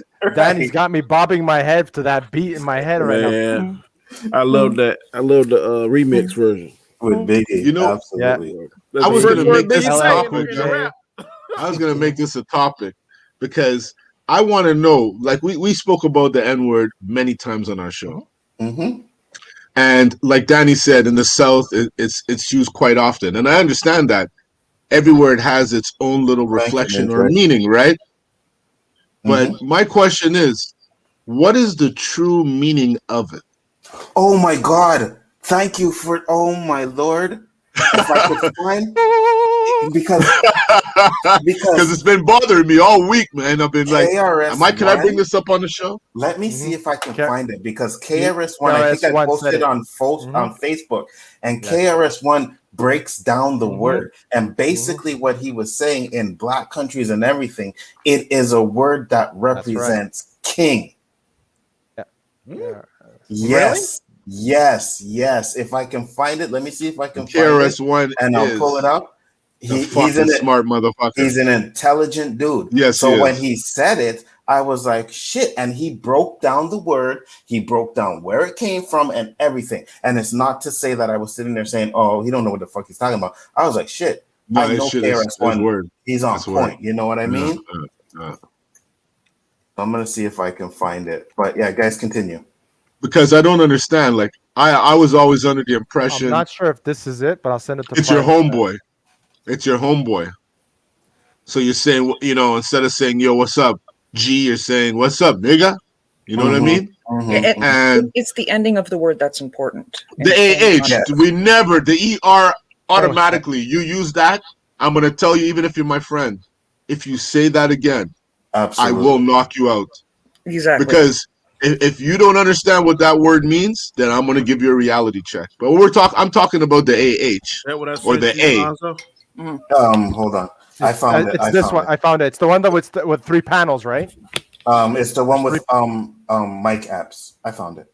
Okay, you found it? So, yeah, I'm going to share it here. Because he has a lot of them that he talks about it. Yeah, it's only a 3-minute video, but this is the one that I seen. The correct spelling of the word nigga is N-I-G-E-R, not 2 G's, 1 G-E-R. Yes, N-I-G-E-R is the original spelling of the word nigga. And 2 G's on it. They put 2 G's on it to degrade the 1G. Oh man. Okay, they put 2 G's to degrade the one. What they're calling us is a degradation, but the word itself is not a degradation. In fact, the original niggas are teachers and prophets. The original niggas. N-I-G-E-R. Matter of fact, because I want to. Wow, come on with it, man. Come on with it, man. Come on with it. It's this white dude, this racist, that's degrading our names, and because we believe in this dude so much, we say, oh man, we shouldn't use the word nigga. We shouldn't use the word nigga. Nah, you should always use the word nigga, because that is the word that defeated them. That's what a colonist, which is what they are, imperialists and colonists. They coming in your land to steal your stuff. That's their only purpose, okay? So they go there and they say, who's the king? They say the nigga right here. And some call us the nigga, the nega, the naga, and the negas. All of these are the same words. All of them are the same words. So they say, yo, that's the nigga, the king, right there. You go try to diss the king by saying, oh, nigga. Like you're going to degrade. It's sort of like saying. That's deep. That's deep. I get it. It's sort of like saying Michael Jordan. And then we say Michael Jordan. Michael Jordan's one of the greatest athletes on the planet. Okay. So it's all about so that word is so powerfully disrespectful in this country because white folks are degrading it. It's the emotion behind it and the real true feeling about the word. Because white folk are saying nigga while they hating us, we don't want to use the word. But what we got to understand is that the very word nigga, N-I-G-E-R, that word means king. That was our word. So imagine if China was to invade America, the first thing they would say is president is a derogatory term. Anybody calling themselves a president is the president's derogatory. You let 3-4 generations go by of you being taught in school, president is a racial epithet. President is not what you want to say. Don't say president. You let some generations go by. After a while, you don't even want to say president anymore, even though Barack Obama is our first African-American president. So it's this white, colonial, racist, actually institutional racism that's making us hate ourselves. And this is what self-hate is. You would think, somebody say, if you say the word nigga, you're hating yourself. You're degrading yourself. Nah. If you're not saying the word nigga, you're degrading yourself. KRS. One. Hold on. So as a white guy, I got questions. I don't mean to be ignorant, but I like to be educated as well. He brings up a very good point, and I see where he's coming from. My question is, where's his proof on that's what that actually means? Because I never heard that. I always thought the N-word meant ignorant. Well, I don't know where his proof is from, but I know KRS-One studies that shit. Like if that's the same thing I was under the prophet. Yeah, he studies. I thought it meant shit. ignorant. Right. Yeah, see, I'm with Roberto. I was always brought up that it meant ignorant. That's why it was used. I could have sworn I saw that in the dictionary. Exactly. Me too. I can understand where he comes from. Like if you go over there and they're like, oh yeah, well, where's your leader? Well, that's the whatever word there. Like, oh, we're gonna use that word. Don't say it. Just because KRS-One said, don't say it. I would never say that word. So I can understand where they would take a positive and turn it into a negative. That makes a lot of sense because that happens a lot of times. You can see where someone could. It just happens a lot of times in history. My only question, and I'm not saying he's wrong. I'm not saying he's right. As a white guy, I just want to know where he got that information from so I can study up on that because I never heard that word used in that way before. I always heard it was used as ignorant. That's just my thing. And you're right. You're right because I have too. I've seen it, and I think it is But one thing I will say about KRS-One is I know he does his research. He's been to Africa. He's been to all these countries. Yeah, he basically called himself a prophet. So I don't doubt what he's saying. I really don't. I don't doubt what he's saying. I completely understand what he's saying. I don't know, like I said, how true it is because I didn't have to do the research myself, but I trust his word. I trust his word. Well, that's putting himself out there on a topic like that. Like, if he wasn't at least 90% sure, I don't think why he make a video about it. Absolutely. I mean, there's getting likes and getting notification and whatnot, but KRS-One ain't nobody. I think anybody. I don't know anybody who doesn't know KRS-One. That's true. This is the word Negro, like a derivative of the word. Yes, Negro. Yes, absolutely. And doesn't that mean black in the Spanish community? Negro. Yeah, that's what it says. But yeah, Negro. And the Hispanic community, right? That's the thing. Like especially certain Latin countries, they call each other "Oye negro" or "negra," to their wife or whatever. I've even seen it here in Montreal, right, where the husband's white and the wife was actually of dark complexion. And I remember we were in the backyard having a barbecue, and he's like, "Oh yeah, negra," don't forget to bring down the whatever, right? And not racist at all. It's just that's how it is. And there was actually a soccer player that won an award or broke an achievement, and he thanked the soccer player that mentioned him as "Thank you, Negrito," and he was suspended 2 games and sanctioned by FIFA. And now he wants to leave England because he's pissed off because of the way the whole thing went down, right? Because I remember the first time I was in the grocery store and I saw the beans and it had Negro on it. I mean, I felt some kind of way. Like, I seen that too. So no, man, frijoles negros, man. That's what it is. I'm telling you, man. When I first seen it, I felt some kind of way. Saying racism everywhere. God damn, I ain't buying these Negro beans. I'd be damn if I eat no fucking beans. I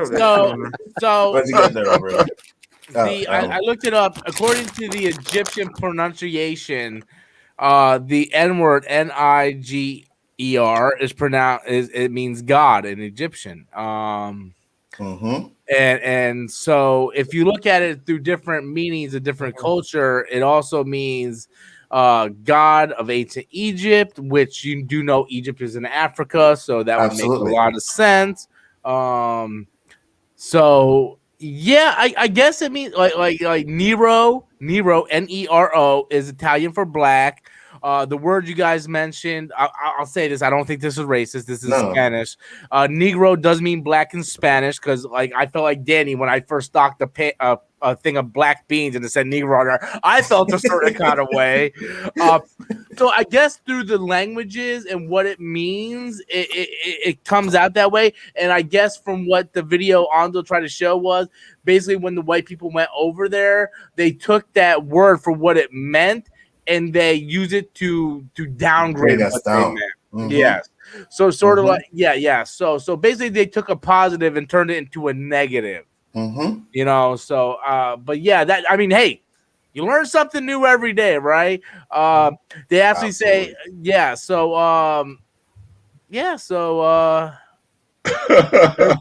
and you see, and because I listen to him, it makes sense, right? Because you have a word where they're calling you and it means king, but you bring it to America and you use it to bring them down, bring people down with that same word.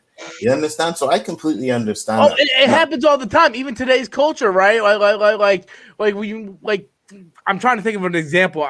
If I wasn't drinking, I probably would. But like, you see someone and be like, "Oh, that dude's awesome," right? Or like that guy is like Tom Brady, right? Like Tom Brady's the GOAT, right? And the people that don't like him, like, yeah, okay, go, whatever you say, go. So you're taking this or that. So you're taking the positive word for him and you're using it to insult him.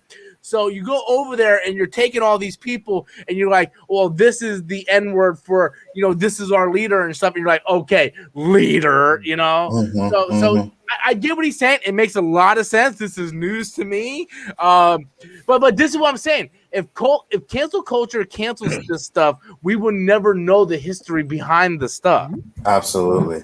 So because they end up doing so much research to find how shit in Black Panther they call the white man colonizer.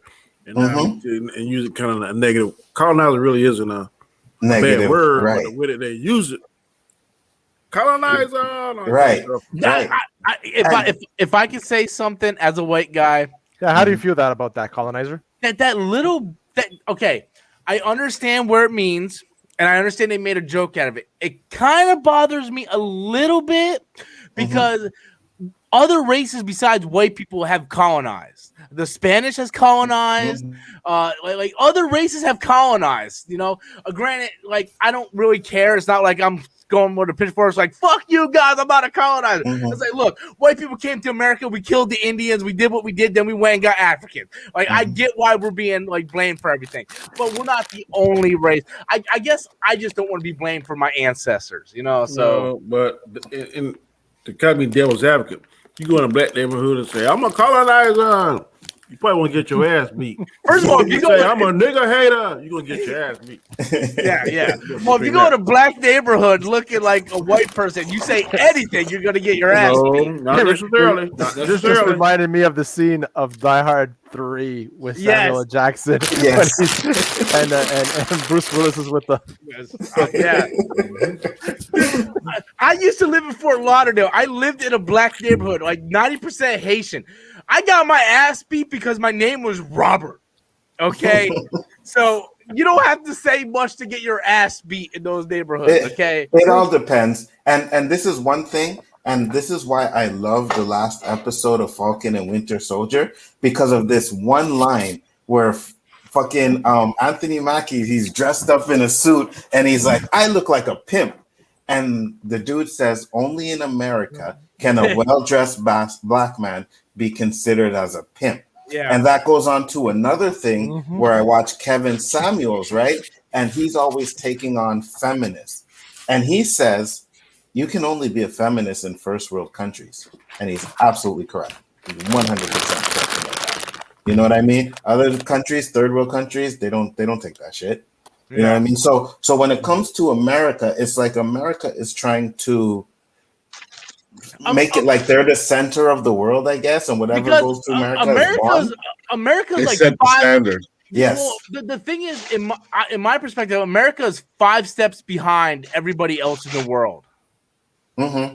Right. Like you go to Japan and stuff like that. Japan is so far advanced than America that they come over to America and they're like you guys are idiots, right? You guys have no idea what the hell you were doing. Like we were the last to the party with COVID, right? It's because we're I hate to say it, we're fucking stupid in a lot of ways, you know? And that's because I feel like the culture is trying to baby us in so many different ways. Like you know, if I had a kid, I wouldn't tell them they can't watch the first 3 seasons of Simpsons because it's a little bit racist or whatnot.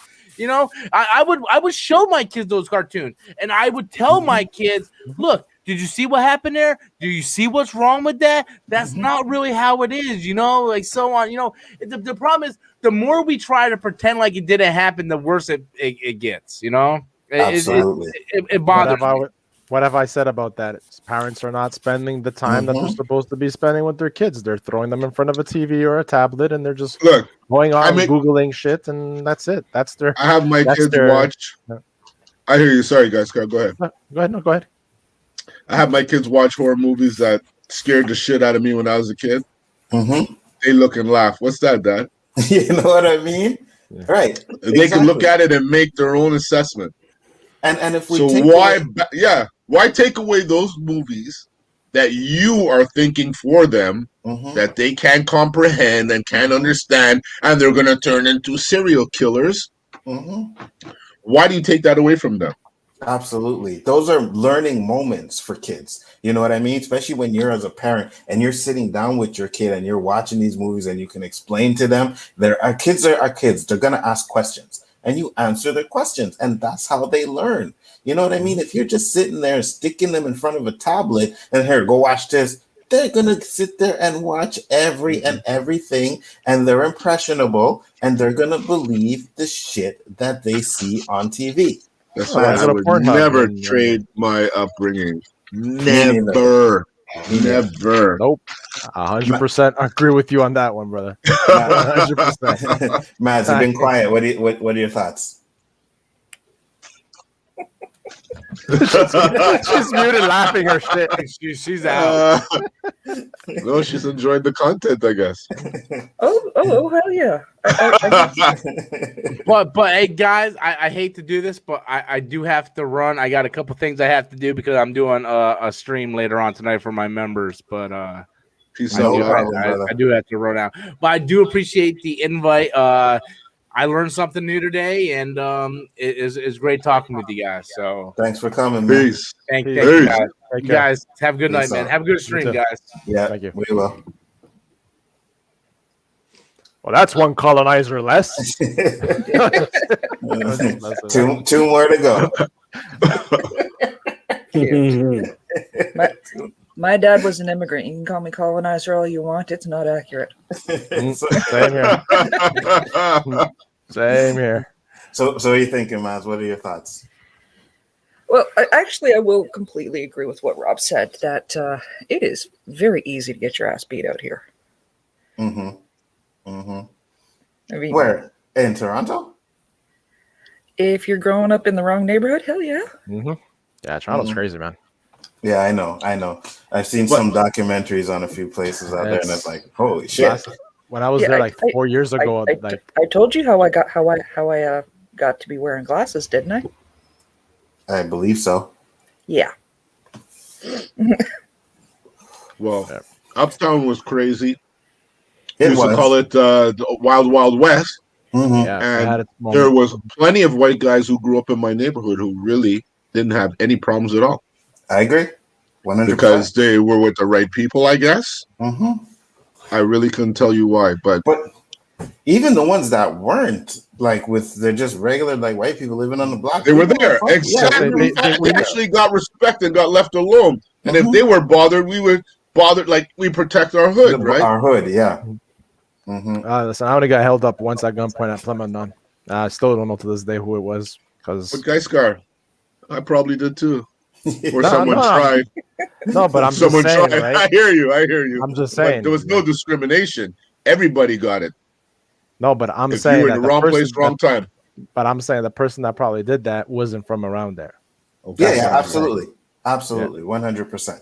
You know what I mean? And this is the thing. Like, I'm just like, at this point, it's like, if we don't teach each other, if we don't, like Rob said, we, learn from our past and everything like that, we're never gonna move forward, man. We're just never gonna move forward. And I think one of our biggest issues is that Black people do not stand together at all. At all, man. We need to start standing together, you know what I mean? And we need to start putting money into our own community, Black community. We need to start doing that. We really do, but I know for a fact, as when I was doing my DVDs and stuff like that, you know what I mean? Black people, they think because they're Black, they can get a deal. You know what I mean? That's an attitude that you can't really. But that's not only a Black thing, though. It's like it's the same. Thank you very much. It's not only a Black thing because look at I get what you're saying about investing in the community and stuff like that 100%. But that is something that the Jews have been doing for many years. The Italians have been doing for many years.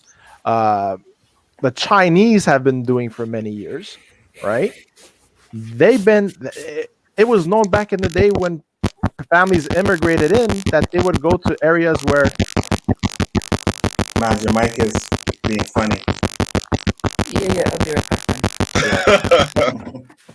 Yeah, go ahead. So, and they were that's what they did. They took care of their own, right?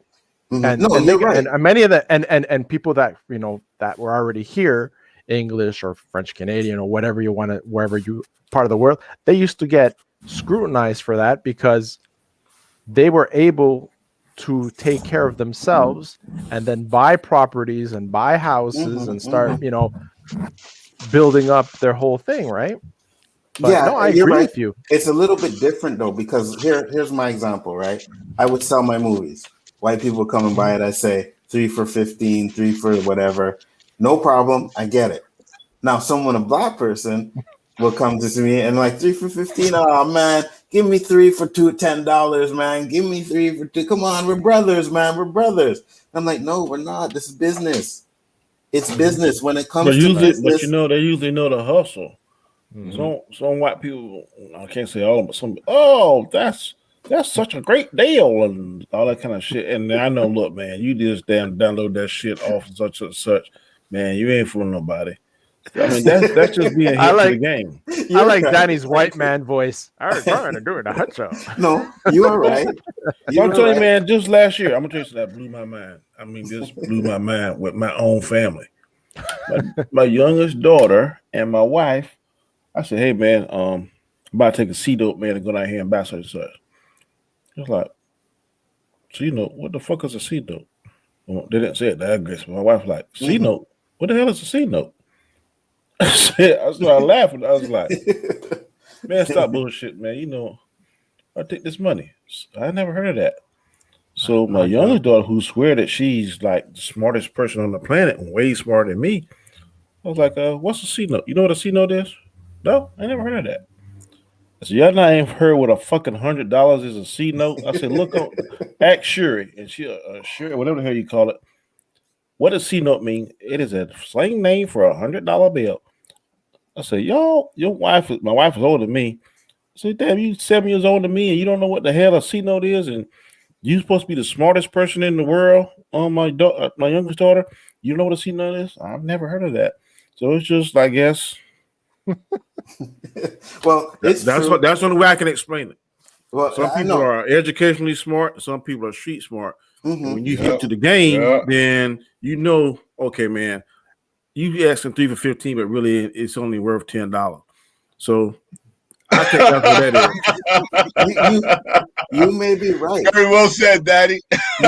you may be 100% right, but no one else there. You're not going to go ask the white man to do that. You know what I mean? Because I know I've seen it. I've went to because we feel like we're brothers. That's exactly. But you know what? Business my Jewish friend told me, brother is brother. You know? My Jewish friend told me that when he goes shopping, he never pays the price that's listed. I go, what do you mean? He goes, yeah, man, you never pay the price that's listed. I negotiate everywhere. Everywhere. So I'm like, yeah. He goes, yeah, man. I said, okay, let me try that shit. Went to Rockland, saw this watch. It was $45. Didn't really want to buy it, but I said, let me see. I said, I'll give you $35 for that watch, man. He goes, 40. I go, what? That's already $5 cheaper. I was like, what? I said, you said no, man.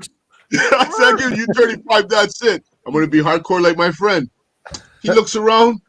Okay, buddy, give me 35. Give me 35 and take the watch. I said, fuck, that shit really works. you did our mind. It depends, though. I thought I got like the fucking biggest secret in the world because this guy's saving all kinds of money. I'm paying full price everywhere. Yeah. That's the price I pay it. If it says 15% off, I'm getting a deal.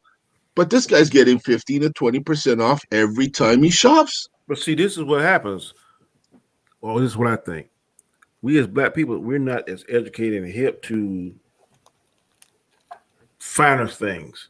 So when we kind of taste a piece of that world, we're like, oh man, this is a good deal. This is a real Rolex watch, blah blah blah. And we know, or we think we know, or we heard the legend about how Rolex are so expensive. But then when we finally see something that's in our price range, oh, we just like, oh yeah. And actually, the person from that world, like, man, that ain't a Rolex. A Rolex is supposed to roll. This shit right here is ticking. But we don't see that. We see the Rolex down in the watch. Yeah. And we don't see that till it's too late. Then we come back and get schooled. Man, no Rolex, man. A Rolex rolls continuously. It don't tick like no Timex. And I've seen that shit happen to my boys plenty of times because we don't know. But then if it's something street wise, man, like the CDs, I just use an example, man. I know you saying 15, motherfucker, but yeah, I know that shit only costs $10. Because we hit to the game. It's just two different worlds. Now, the most dangerous man, when he knows both. Both, that's a badass man. Yeah. And you're right, Roberto. You're or woman. Now you got weapons. Go ahead, Danny. Sorry. Finish I up? said, or woman, not just man, but that's a badass individual. Yeah, They yeah. know both, and they can interchange and go back and forth. Yep. That's a bad person. And I agree with you, Roberto. There's certain places where you can go and you can negotiate. You know what I mean? Like when I bought my chain, I negotiated my chain. You know what I mean? I'm like, oh, how much is that? Okay, no, I'll give you this. You know what I mean? And he comes with a price, and so it all depends. But you can't go to a supermarket and do that. No, you can't do it. Now, food is about one thing you ain't going to negotiate. Exactly. If you're going to try to do that shit with food, man, you better expect to get a slap upside your head. What do you think this is? You'd be surprised, but my dad has actually freaking went to a place where they sell goats and stuff, and actually freaking bargained the price down for goats and shit. A live goat? You talking about, or like the meat? Yeah. That might be different. That's different. Yeah. I'm talking about like you go in there and you see steaks, like Angus steaks. You ain't haggling that shit down if them things is fresh. No, you might get a little discount. They look kind of discolored, dark, and the date might be you're going to expire tomorrow night. Yeah, you might get $1 or $2 off, but you get the real Angus, that thing fresh and then been butchered. You wasting your damn breath. You are wasting your breath. Not said Ghost from Power Comic Chat. Ghost is a drug dealer at night and a businessman during the day. Ghost was the perfect mix, buddy. He knew both worlds. What's the up? last episode, one will disturb the other. The last episode, he was almost the lieutenant governor of New York. A drug dealer on the corner, almost the second most powerful man in the damn story, in the damn town. I couldn't believe that shit. How many seasons did that go for, Danny? 5, I think. 4 or 5. Yeah. Now it's keep going because now it's his son. So when he got supposedly killed, it goes over to Tyreek, and now it's the second season with Tyreek. Then it's supposed to go to Kanan, which was played by 50 Cent. Then it's supposed to go to Tommy. So it's like a continuation.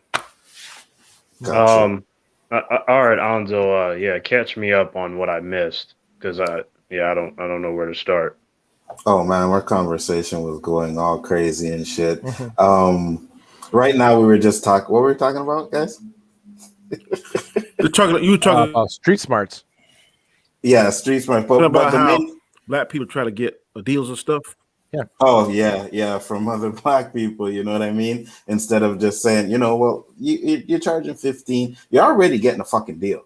You know what I mean? You're getting 3 fucking movies that you would have had to go to the theater and watch, and you spend $20 per movie. I'm giving you the 3 of them. Good quality too, because I wasn't giving out the fucking little cam version. I was giving out the good qualities, the DVD qualities, and your ass is still trying to get a fucking discount. You know what I mean? You know what I used to hate on that, Anzo? When whenever you put the movie in and it got the fucking Japanese or Vietnamese subtext. Like, what the fuck? I can't read that. Yeah, there was a lot of them like that. It'd be messing up with my I used to hate that. God, I used to hate that. There was a lot of that. Street deals and street smarts, huh? Yeah. The point of it all was to say that we as black people need to start supporting each other. You know what I mean? Supporting black businesses and stuff like that. Because the Jewish people do it. You know what I mean? The Asian people do it. Why is it that black people? Why is it we can't do it? And one of the reasons. Lots of reasons. Oh yeah, one of the reasons why is because we don't want to see another black man get ahead of you. You know what I mean? It's all status and this and that, and it's like, oh, well, this guy has that and this guy has that. Well, I'm gonna do what I can to fuck up his shit. You know what I mean? Yeah. Instead of this is the truth behind it, Anzo. You and I are both making the same money. We're partners. Splitting it 50-50. You go and buy clothes, I invest. My investments end up buying me a car. Your pocket's broke because you bought those Gucci shoes and the Gucci outfit. How this nigga have a car and I'm out here taking the bus? You know who that story is? Who's that? That's EPMD. Really? Huh? Yeah. Robert Parrish and Eric Sermon. But that's so many black people. Many black people. Parrish was the smart one and save and invest his money. The other one wasn't. I think some kind of accusations that one broke into the other house. They were boys now, split up half the damn record label, And now I think maybe 15, 20 years later, they're back together now. But they broke up a dynamic duo in rap over that same shit. Could have been the Barry Sanders of rap. Yep. I know who you're talking about. And I'll say But this. So, that's the stigma. That's the stigma for me with black people. And hold on, first off, before I say this, Nas23 said, no offense, but lots of black people are supporting each other in the world, at least from my view. It is happening, but it's not happening enough. It has to happen. It has to happen from the core, from the ground up, not only from people that have wealth and being able to help. It's got to be strong base. From the point where there's no money and people have to support each other to rise above. Absolutely. So let me say this then, because like, you know, I have like my experiences. So like in high school, they had like different cliques and stuff, and we had a lot of black people at my high school, and you know, there was always like, you had like this group of black people, but then they wouldn't hang with this group. And then it seemed to be that, you know, like how you guys said, like, it's fine until, you know, one gets the girl or one gets more money than the other. And then they, you know, had these kind of bickering moments. And, you know, for me, I wasn't part of any like particular group of black people. Like most of the time I was just by myself away from like the established groups. And then those groups would also continue onto the streets. So, you know, I was approached by different groups of black people and they come to me like, yo, T, so who you with, man? I'm like, I'm with Terrence. That's who I'm with. Just me, right? So when that happened, there was like, you know, kind of like that face like, well, fuck you too then. Like, what you mean you by yourself? Like, you need to come chill with us and, you know, that sort of thing. And I never really understood that because like I tried to let them know that I didn't have a problem with them, but I just felt, you know, strong and comfortable on my own. But they didn't seem to respect that. It wasn't until when they, you know, saw that I knew martial arts and stuff, like through a sense of a combination of like fear and respect, that they then left me alone. But it was almost like I had to prove a certain position in order for that to happen with my people in that particular setting. And I found that to be interesting. And that's the thing, like, you know what I mean? Like at the end of the day, like I've said many times, is we don't support each other enough. I don't think we do it enough. You know what I mean? I think we need to do it more, because if you watch the Jewish community, they keep their money in their community. You know what I mean? They just do. They have their own businesses. They have their own stores. And the Jewish community will go to the Jewish store, will go to this store. And as black people, we need to do that as well. Because I think in some parts of the country we do. Like, like my daughter used to live in Atlanta. And when you go to parts of Atlanta, it's like predominantly black. Mississippi has a lot of it. Some of the southern states. I've never been really up to North New York. I mean, but New York is broken up into sections. Don't they have like Chinatown and Little Italy and that kind of stuff? So I think they kind of sort of do it. So I think it's just different parts of the country where you go at. I'm not. And of course we are outnumbered, so we can only do but so much. The sheer numbers are just crazy. You know, another thing too, Anzo, like one situation that I'll never forget is when there was a moment where we had in my school where you had the blacks versus the Hispanics. And I was at the back of the school when that happened. That happened during lunchtime. And I was unaware of it when it started. And I was approached by first a group of black people, like it must have been at least 50 of them. They're like, come on, T, we got to go. I was like, what you mean we got to go? Well, you support us, you black, you coming with us and this and that. I'm like, I'm not going anywhere. You need to tell me what's going on. And they're like, well, you know, the Hispanics are wilding out and it's like the blacks versus Hispanics. And I was just like, I'm not going to get in the middle of that because, you know, I have Hispanic friends and I don't believe in this one race should be fighting the other. This is like some silly human shit. You guys deal with that. And, you know, they looked unhappy, but I feel like they, in a way, respected their position. And then it turned into this whole like, well, if you need us, you let us know. And I'm like, nah, I won't need you. Trust me, I will be fine. And like, I kid you not, like at least like 5 minutes later, a group of Hispanics came my way. Now, based off of what they just said, I was just like, well, I guess a bunch of humans are going to have to get hurt today, because I just, you know, prepared myself to have to beat the fuck out of a lot of humans until I stop breathing, kind of thing. So they, you know, they approached me, and a lot of them, they knew who I was, because at that point I had a reputation in my school.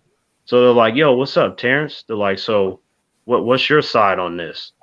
And I was like, well, as you can see, I'm black, but I'm not going to jump in the middle of this. I'm like, you guys have your problems, and I will deal with whoever comes my way. So if you don't have a problem with me, nobody has to get hurt. Hispanic, black, white, it doesn't matter. Just because I'm black doesn't mean that I agree with everything that the black people are doing. They have nothing to do with me. I'm Terrence. So whatever you heard from the other black people you're dealing with, those are not my thoughts. And when I said that to them, they was like, all right, T, yeah. And then they just went the other way.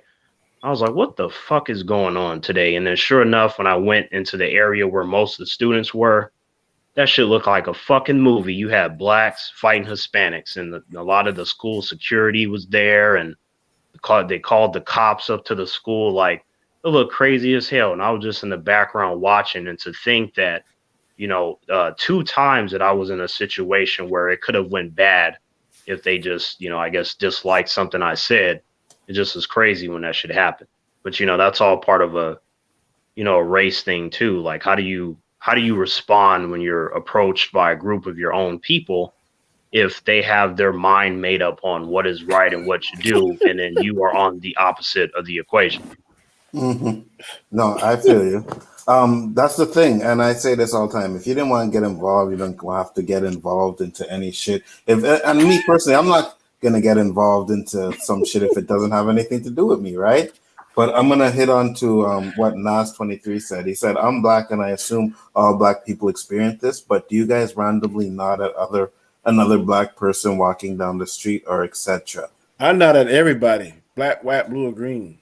No, I feel what he's saying though. You know, it's almost like there's an agenda or something. You got the message? You got the memo? Yeah.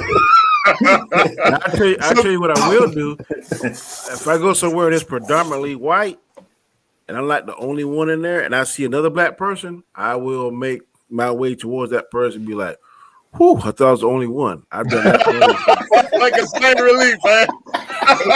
Wow, that is like you just got air. Oh my god! Like, I've done that before. I've heard that from a lot of my black friends, and like I've been in a few situations like that where it was just, you know, I was the only black guy and there was a bunch of Hispanics around or a bunch of white humans, and I never thought about those things. Like I noticed it, but it didn't bother me because I didn't just assume that there was going to be a problem. Like, I'm always on the whole, there's not a problem until the humans make it a problem. And whatever they do, then I will respond in kind. It's a very simple, effective way of thinking, because they're going to notice if I'm getting all uncomfortable and shit. You know, they could tell by the body language. You know, humans, when they see me, they're going to know, like, damn, he ain't bothered by nothing. You goddamn right I'm not. It's just like, as long as you cool, ain't no problems. I don't care what you look like. Yeah, I feel you. And Danny, I bet you when you went to the other black man, he was like, "Oh, hey, what's up?" You know what I mean? Like he was like, "Hey, man, yeah." You guys giving each other pounds and stuff. Hey, I went to the mountains with some friends of mine, and I was only flying a bowl of milk, which I've not gone accustomed to. But I was like, man, how many? Then I start seeing some more flies. I was like, yeah, okay, I'm good. Then there's one store, man. I walk around. You ain't see nothing. I saw a couple. I was like, whew, okay. And I admit, I had the buggy, and I went back. And when I saw the guy, I said, ooh, I thought I was the only one here, man. I'm glad to see you. He's like, yeah, man, I know what you mean. I knew what you mean, brother. We pound each other and kept on shopping. Danny, I was in Bulgaria, and I was telling my wife, yo, I don't think I'm going to see a black guy. I don't know if I want to go on this trip because, like, who do I have for support? If they decide to gang up on me and shit, you know? And she's like, oh, it's not like that. It's not like that. And I was like, okay, you know? And I went, and they were really nice people. Like they weren't like, you know, I painted in my head, but there were a few Americans there. And when I saw that one black guy, I can't tell you, I had a big smile on my face, man. He was happy, He probably man. looked at me like, do I know that N-word? You know, I was so happy, like, oh yes. Yeah, It was one time, I get man. the same It reaction was, when I see one black guy in a crowd. Come on. I remember one time, one time, well, many times. I used to go to a lot of these Asian parties, right? Because I was hanging out with these Asian crew, and this girl goes, "Oh, let's go. I'm going to this." It was a big promoter at the time. I think it was Rennie and Company. The guy at the time, he was promoting all these parties. I get to the club, I see all these Asian guys with freaking suits and everything. Girl grabs my hand. She goes, "Let's go." The look I was getting, because I was with an Asian girl going into an Asian party. I end down the stairs and these guys with suits, and I'm like, oh my God, I'm going to get fucking killed by a triad. Yakuza, didn't you? The freaking triad. And then I get downstairs and one of my best friend's brother was at the party. When he sees me, he goes, "How the fuck did you get in?" And I'm like, with her. And he's like, oh. And I like exactly what Danny said. I saw a couple of white guys. I'm like, okay, I'm gonna walk over here. Hey, man. There's strength in numbers, bro. Yeah, for sure. Like, oh my God. I've never had a problem. Oh, go ahead, Terrence. Oh no, I was just gonna say real quick that you know, when I was walking down the street one day to a friend's house, one of my friends, he saw me, he joined me, black guy. And he was like, "Yo, T, where you going?" I was like, "I'm going to a friend's house." And he was like, "Do you think they mind if I, you know, chill with you?" And I was like, "I don't think so, because, you know, they respect me. And it's like whoever I bring over, because I don't bring over a lot of individuals, it should be fine." Now, he was unaware that where I was going, it was going to be all white people there. So, you know, we get there, I ring the doorbell, he goes in, I go in.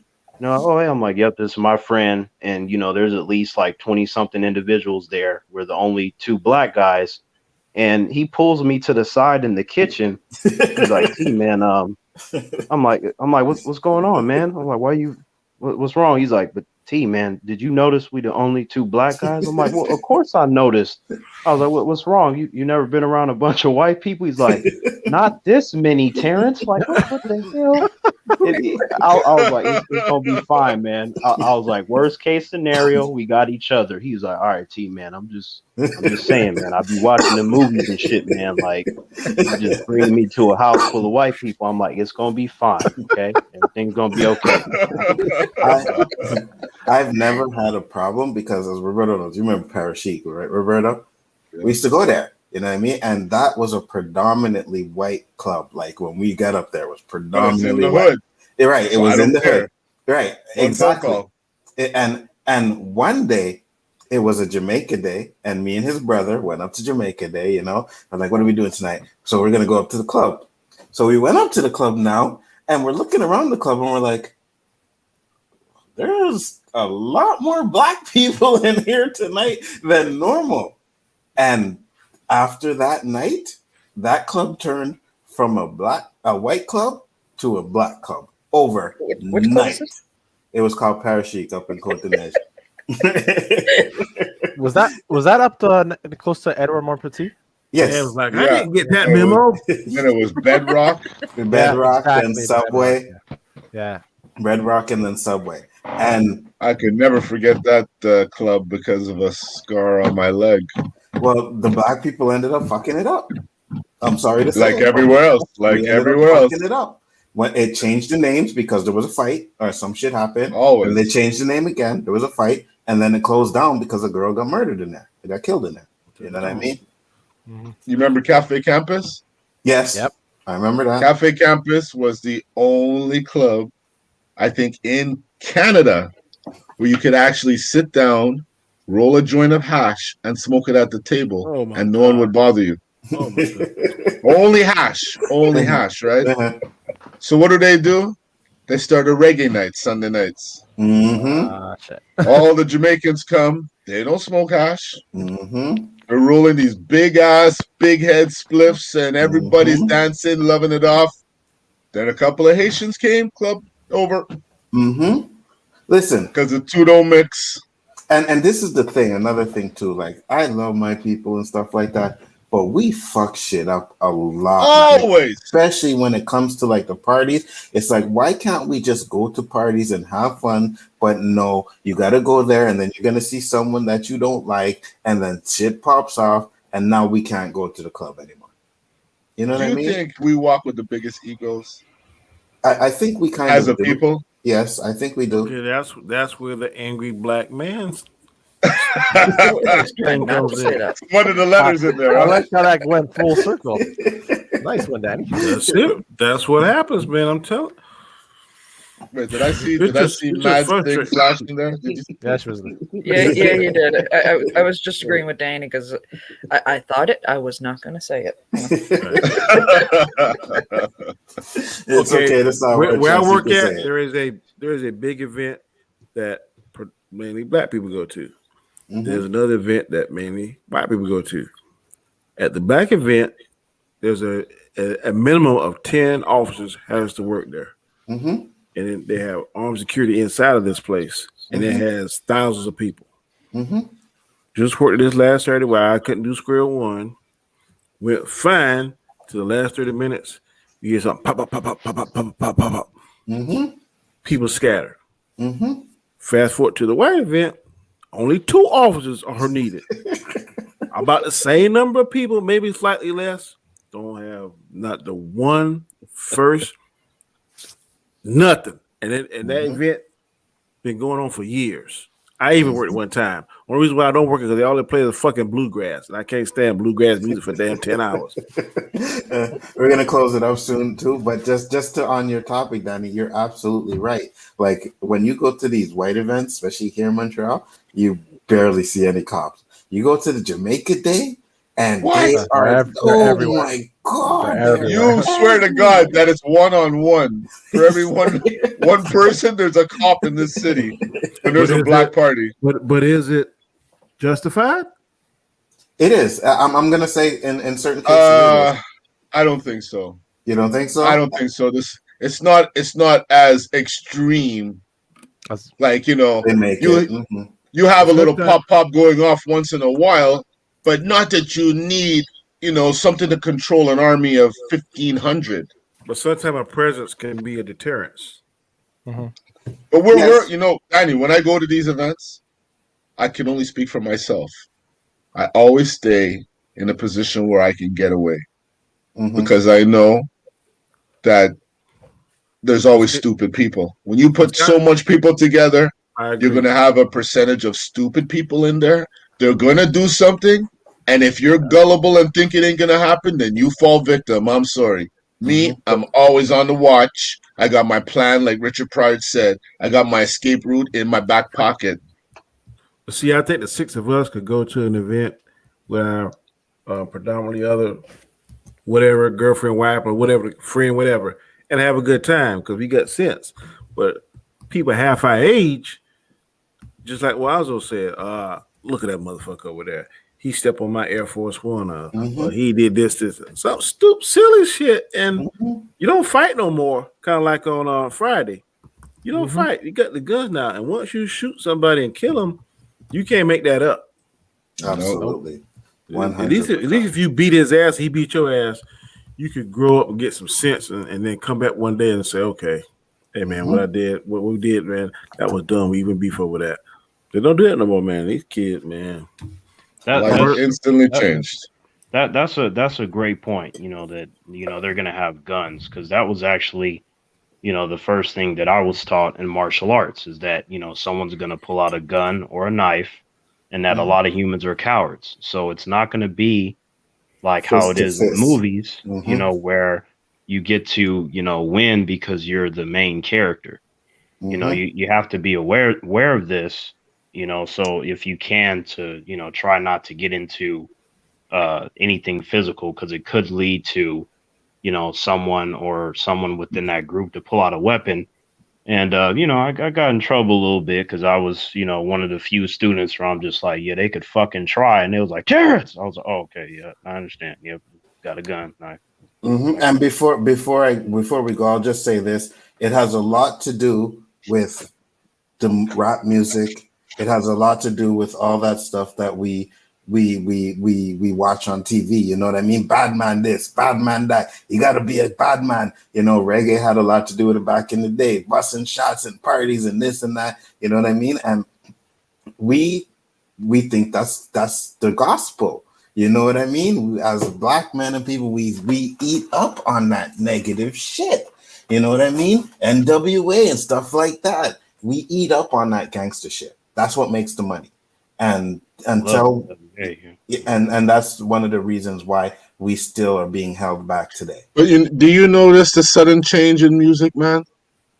Oh, absolutely. So what do you think? What do you think? All these sudden changes that are happening, it's a shift, man. It's a shift because you can't escape it. It's either you're overwhelmed with media, you're overwhelmed with news, or you're underwhelmed with music, because music was always the escape. And if you keep listening to the past and don't take the present, you can't progress. You can't evolve. Absolutely. Roberto, to your excellent point, you know, when it comes to rap, I do find myself often, not all the time, but often going to the past, because a lot of these rappers nowadays, they just don't make no damn sense. I'm like, I got to look up their lyrics and shit, and it becomes irritating. Wow, I almost felt like I wasn't black anymore. I'm sorry.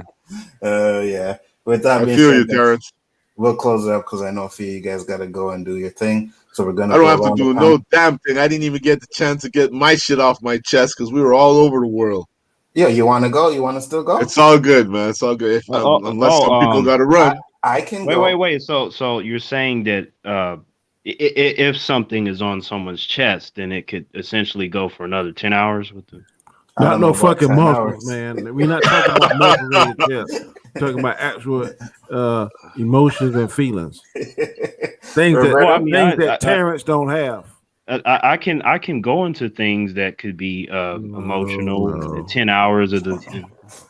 Roberto, I ain't got nothing left to do. So it's just that topic that, you know, might not have the same power next week, or maybe might have more power, because I can't understand, you know.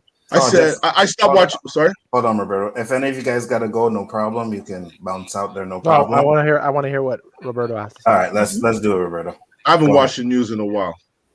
Meaning, you know, since the whole Trump thing, because I find it's kind of boring. It's just over COVIDed out, right? And I said, let me see what's going on CNN. So I check CNN and I see it's live for the thing with the cop, the murder trial. And I'm like, okay, let me watch this for a bit. I've been watching. Because I don't want to really watch, because I know the master plan is the end result is anger. So I said, let me watch this for a bit. And I'm like, you know, if I didn't know what this trial was about, I would be fucking confused as to who is the criminal. It's not evident that this man killed somebody, and we're trying to determine what his sentence is going to be. We seem to be repetitive in going over what took place, repetitively. What took place, step by step by step, day by day. And I'm like, are they making a mockery of people who have common sense? Like, is this a fucking soap opera? This is the worst crime that you could choose to make an event like this. A mockery. Putting people, witnesses, on the stand and making them feel like they some way had some effect on this crime. They were involved in the crime. When you're a witness. I agree. 100%. I don't even know who's asking the fucking questions, if it's the prosecutor or the defendant. Right? I really don't know. And I'm like, I was, you know, when I was young, I was kind of blown away by political science, like law and now I'm just dumbfounded. I don't know what's going on, and I feel like it's just all to get me angry. Mm-hmm. And when you're angry, you don't fucking think straight. You don't see straight. You don't see what's right in front of you. It's and it's like you. Go ahead, Terrence. No, I was just gonna say, Roberto. Yeah, it came to my attention when I was a kid that a lot of humans, they like to play these games, and there's always some kind of agenda behind it, and it's targeted depending on the circumstance, and it's unfortunate, but this is common amongst humans. It but is. this is the legal system. I mean, it's taking a shift. Like there's 8 cases that go to court. 6 of them are gonna get off. One's gonna get a sentence that you don't agree with, and one's gonna get somewhat of a hard sentence. Now it's like they could do no wrong. Mm-hmm. I'm talking about they're defacing witnesses, not even that they're defacing the victim. Mm-hmm. If George Floyd was a hoarding, alcoholic thief, that's up to the courts to decide, to determine if this guy has to do jail time or not. Nobody has the right to determine if you live or die other than the big guy. And this is the problem, bro, because when you watch that thing, right, they are focusing on, from what I've watched, they focused on the fact that the crowd that was involved was an angry mob. You know what I mean? It's like, oh, well, you were angry, so that stopped the cops from being able to do their job, right? What? That was one of them. That was one of the things they were saying. Oh, well, how would you feel like, maybe it's because the people were yelling at him and they witnessed, they cross-examined the witness and they were talking about, well, you said this, you called him a punk bitch, you called him this, you called him that. And the dude was like, yeah, I did. And he was like, oh, so you were angry. And the man turned it around and he said, no, I wasn't angry. I was being professional. He said, I was being professional. That's what he said, right? The second thing is the drugs. Oh, well, he had drugs in his system, and that's what the cause was. You know what I mean? And then I'm watching these documentaries. I watched the Sandra Bland documentary. And what did they say was her cause? She swallowed marijuana.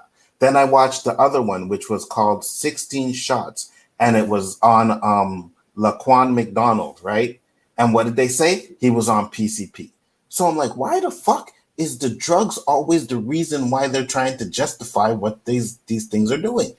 You know what I mean? What they're doing. Why is the drugs is justifying it? It's like the fact that this trial is going on so long. It's like 8 days now. It's like, And there's nowhere near resolution. This looks like it could go on for a month. I know. And I can't understand for the life of me why that is. Is someone going to tell me that this is how the legal system works? Then don't put it on fucking TV every day. Because, I mean, like Nas 23 said, and I'm sure it's affecting more people than it isn't in an angry way. Mm-hmm. It is. It is. And when you see some of these witnesses, like some of these witnesses are talking about, they are haunted with what they saw that day. Like, yeah, especially that woman that was actually filming and didn't do anything to help him. Right. She's feeling that now. Haunted by what they were doing with this stuff. You know what I mean? And it's at the end of the day, I'm like, man, I think he's gonna get off. I think he's gonna get off. I don't think he's gonna get off. I can tell you that I'm not sure. I can't speak for Canadian laws, but I know in America the laws are really put in place to help the criminal and the crook, because, in my opinion, you could have this crook dead to rights. You know he's the man who did it. You know he got the drugs. He went to Florida. He did this. He bought the gun in Atlanta. He shot the woman in Florida. Da, da, da. You know all that. But if we as law enforcement do one thing wrong, just one minute thing wrong, and they can get it where it can't be inadmissible in court, or if we get any kind of evidence the incorrect way, it's called fruit of the poisonous tree. Can't use it. So The person can be dead right. You know he killed 2 or 3 people, blah, blah, blah, blah. But because we did something wrong, misstep, get all the evidence out. And if you don't have enough probable cause or you don't have no evidence, the person can go scot-free. Wow. Now, having said all that, you doing this for 20-something years. You seeing these same people, because it's like a cycle. Same drug dealer, same wife beater, same such and such. You go in there, you do your job. Sometimes even before you can finish the paperwork, they got bond, they get bonded out. Some people just can't take that. And after 20-something years, it's kind of like water dripping on a rock. The water keep dripping on the rock, it's going to eventually erode that rock. Some people I'm sorry to say, Danny, if you can't take it, you got to get out, man. I'm just saying. That's the job you applied for. It's like a plumber hoping the pipes will change. Yeah, but it's the same thing like a wife or a husband. You marry a wife and a husband because you see the good side of that person. You don't know that this is a son of a bitch or a drinker or a wife beater or whatever until you get into it. Same thing with law enforcement, same thing with other professions. Now, we got to have a better way to weed people out. I agree 1,000%. And that's not an excuse. I'm telling you, somebody right now at year 25, I got a decision to make here in the next few years. Do I do I go another 4 years with my current boss who wants another term? Or at the end of this term, my second term, do I go home? Part of me is ready to go home, ready to get on the boat, go fishing. But part of me is saying, look, if I can hang in there another 4 years, at age 57, I won't have no kind of restrictions. I can double dip and bank all that retirement that last year of the term. That appeals to me because I want financial security for me and my family more so than what I got now. That's the decision I got to make now. But in my heart, do I love it like I once did? No. Does it aggravate because it's a different breed of people? Because you know this sucker is guilty. You know, beyond a shadow of a doubt. But the laws, the lawyers, the whole system is designed to help the criminal, in my opinion, and hinder the law enforcement. Because the only thing we can do,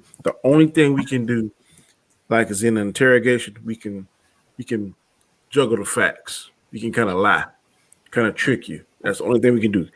Everything else, we got to tell you why you getting charged, why it is. If you say, I don't want to talk to you no more, we got to stop. We can't question no more. There's all the things you can't do. It's kind of like what Al Pacino say. Law enforcement, they want you to taste it, but don't swallow. Look at it, but don't touch. That's kind of like what law enforcement is. We got rules that we have to go by, but the crook don't have to do it. And then what pisses off of that, more shit on the top of it is, most people don't want to help the officer. I ain't getting involved. All cops dirty, blah, blah, blah, blah. Then when their house get burglarized or their family then they all on our ass. Well, last week you didn't want to help. You didn't want to help Gascar.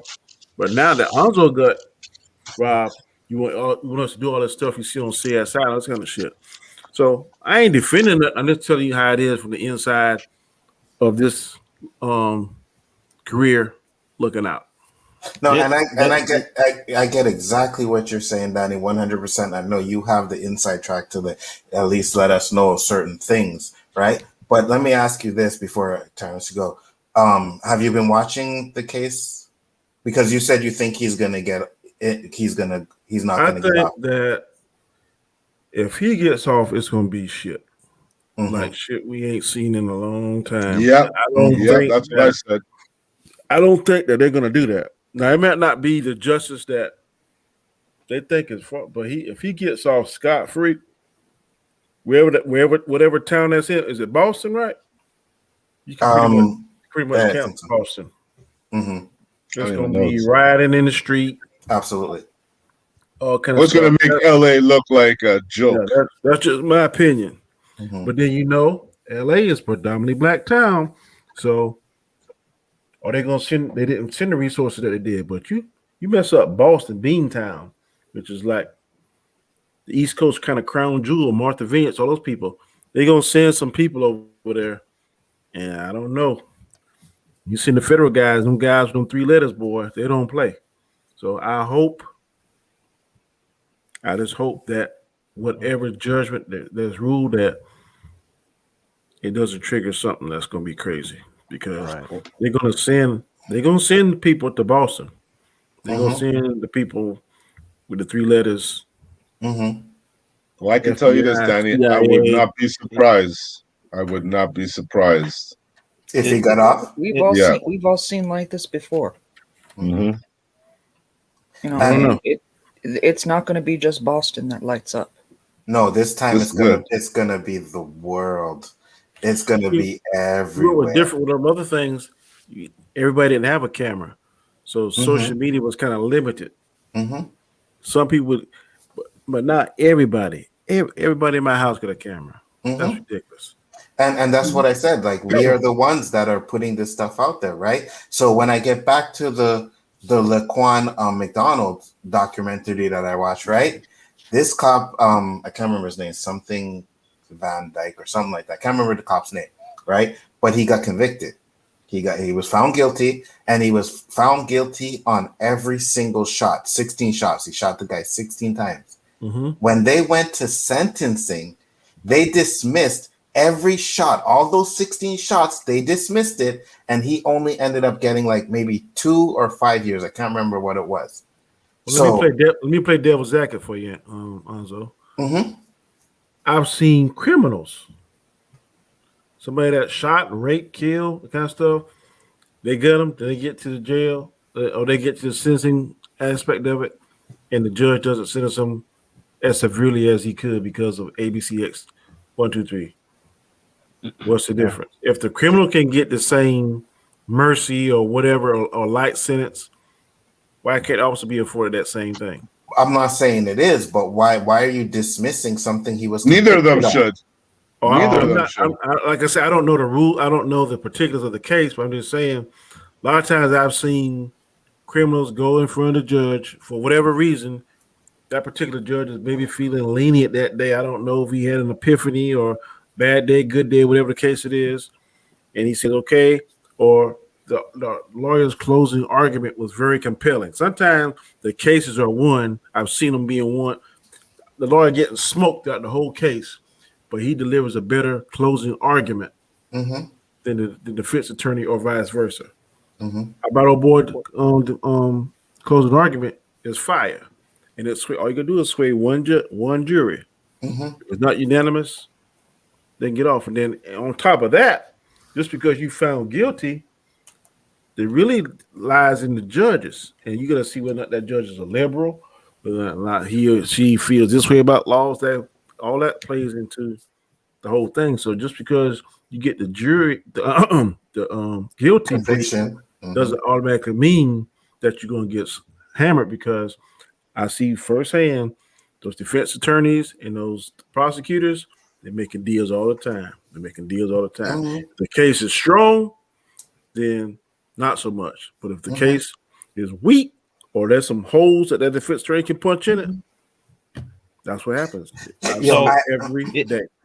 I get all of that. I do. Sorry, Chance, just one more thing. I get all of that. But why is it that when you're convicted, right, each shot carried 15 years maximum, and they dismissed every single shot? Why would they do that? Because the judge will have to do it. Like, let's say, for instance, you shot somebody or something, and I'm not the police officer, but my case is kind of good. I don't know. Let's say 70-30. If your lawyer comes to me and say, hey, look, Anzo said he'll take the deal, 10 years, blah, blah, blah, blah, blah.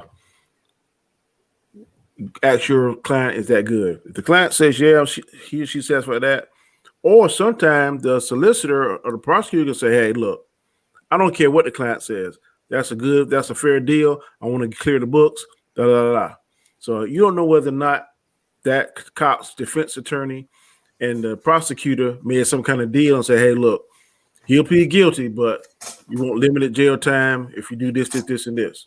So a lot of times those deals are made and proposed to the judge, and the judge already knows prior to sitting on the bench. Okay, y'all come to an agreement, a plea bargain, plea deal. That happens all the time. So that might have been something that they agreed upon. Yeah, we're going to get the conviction, and yeah, he's the cop off the street, and yeah. It's depends on how his defense attorney paint the punishment.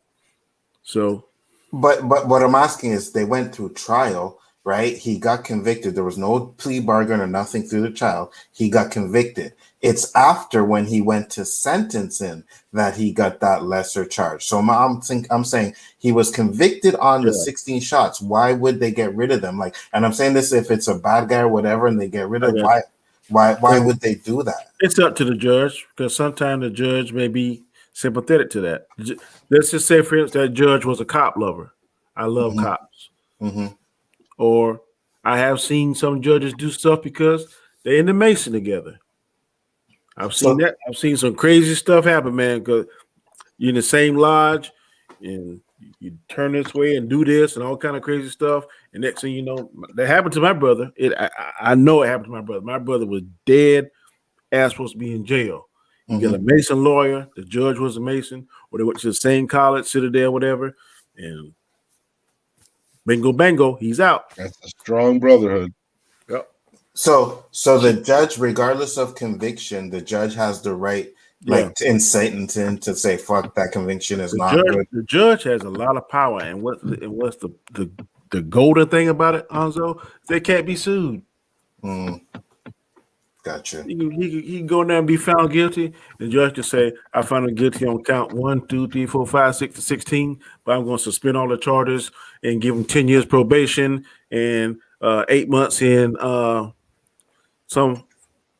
But they do have to answer to a higher authority for practice purposes. Oh yeah, the judge. I saw a judge, woman judge who degraded a woman in court, went totally against her, put her son in a bad predicament.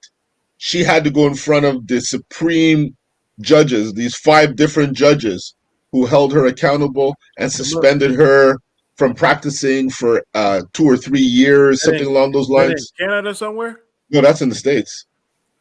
If it's a Supreme Court judge or a circuit court judge, those suckers don't have no ball. They it's something called a chief magistrate, but in that courthouse, they are pretty much God. And this was in the States that I saw it. And some of them know it too. Like, so I guess it varies. And I've seen judges lock people up because they ain't got on shorts or sneakers or some shit. Yeah, because their boss is just like them, so they don't give a shit. But see, you have a few ethical people out there. Yeah, a judge is a very political and very powerful position once you get it, bro. Yeah, would love to be a judge. What were you gonna say, Terrence? You had a question? No, I just with Danny's point about the law and how when you get into situations, when you get into these relationships, there are things. But for me, I've been trained to see signs and patterns, right? And you have the occasion where I can be surprised, but a lot of times I'm like, okay, depending on the situation, this is what the humans are going to do, or this is likely what they're going to do. And if you apply that to even relationships, a lot of the times the humans refuse to acknowledge the problems that are already there. Because I've been in situations where I have played mediator many times and tried to warn humans of certain things, but because their emotions get in the way, they refuse to admit that this person is a problem, that this is this. They put the emotions in the way. So you have that for the relationship stuff. And then if you apply that to other areas in life, like you go into the courtroom and you have the judge, if this judge is fond of this certain person or these group of individuals, there's a chance that the judge is going to be lenient on said human or a group of humans, and that all stems from emotion as well. So a lot of that stuff is unfair, but it's predictable and emotional. So like when I see and hear a lot of this stuff, I'm just like, that doesn't surprise me because that's what humans do. No matter what situations you put them in, they're going to go, like sometimes you will have humans that will do what's right and they'll think logically, but court, outside of court, you're going to get a lot of unfairness because of emotion. That's how it works. And it's not right. And that's a question, Danny. Do you think what you were talking about with the judges, do you think that ruins the court system? I guess it depends on the person. Okay, it's just like this. Okay, let's say for instance that say I'm the owner of a club or something, I guess, and I'm tough on everybody that comes in. I make sure they pay the fee. But when I see Roberto, Maz, Terrence, Anzo come in, I wave them on through because I know y'all. I got a relationship with y'all. The same way we got a relationship with y'all. Those judges and lawyers. What the fuck? You didn't say my name. No. No white boys. No white boys. Oh shit. That's what you guys. I thought you was gone, but you, of course you come in too. The same way we have developed a relationship through this YouTube thing. The lawyers and the judges are going in front of each other all the time, and there's some that they're going to gravitate to because they got personalities click, and there's some that they're not. And the lawyers know this stuff, and they know, okay, I'm not going in front of Judge Roberto because he's harder on black males than he is on white males. Or I'm not going in front of Judge Maz because she's more sympathetic to females. So the lawyers and people know that. There's one judge, I can't think of his name, but whenever he was on the bench, nobody in jail would come and plea because they know he was sending your ass to jail. That was his thing, going to jail. So I don't know whether or not it makes it worse or bad. I just know this is a fact of life, and that's the way it is. And like, to Terrence's point, he said that he could come in sometimes, no matter how intuitive you are, how good you at reading body language and stuff. There's some situations that ain't gonna help if you don't have a clue about it, don't know what's going on. And there are some people that doesn't have the intelligence that some of us that we have. And some other people like us on YouTube have that can't see that, uneducated, young, scared. It don't matter. And before you know it, if you're in the wrong situation, wrong lawyer, wrong judge, you could be in jail, innocent as hell. But because you had a proper funding, proper lawyer that gave a damn, mean ass judge, all that stuff, sometimes it goes hand in hand. So I just try to like. It becomes like a face palming moment that like I had to see, friends and family suffer because they don't fucking listen. Like I'll tell them and I'll lay it all out on the table. Look at the signs. Did you hear what this human said? Look at what this human did. They're going to do it again. And then they come up with all this emotional bullshit excuses to justify it. And then when something bad happens, they're like, huh? What happened? No, I thought. I'm like, I try to fucking tell you. They're like, well, I couldn't look at it like, no, you could.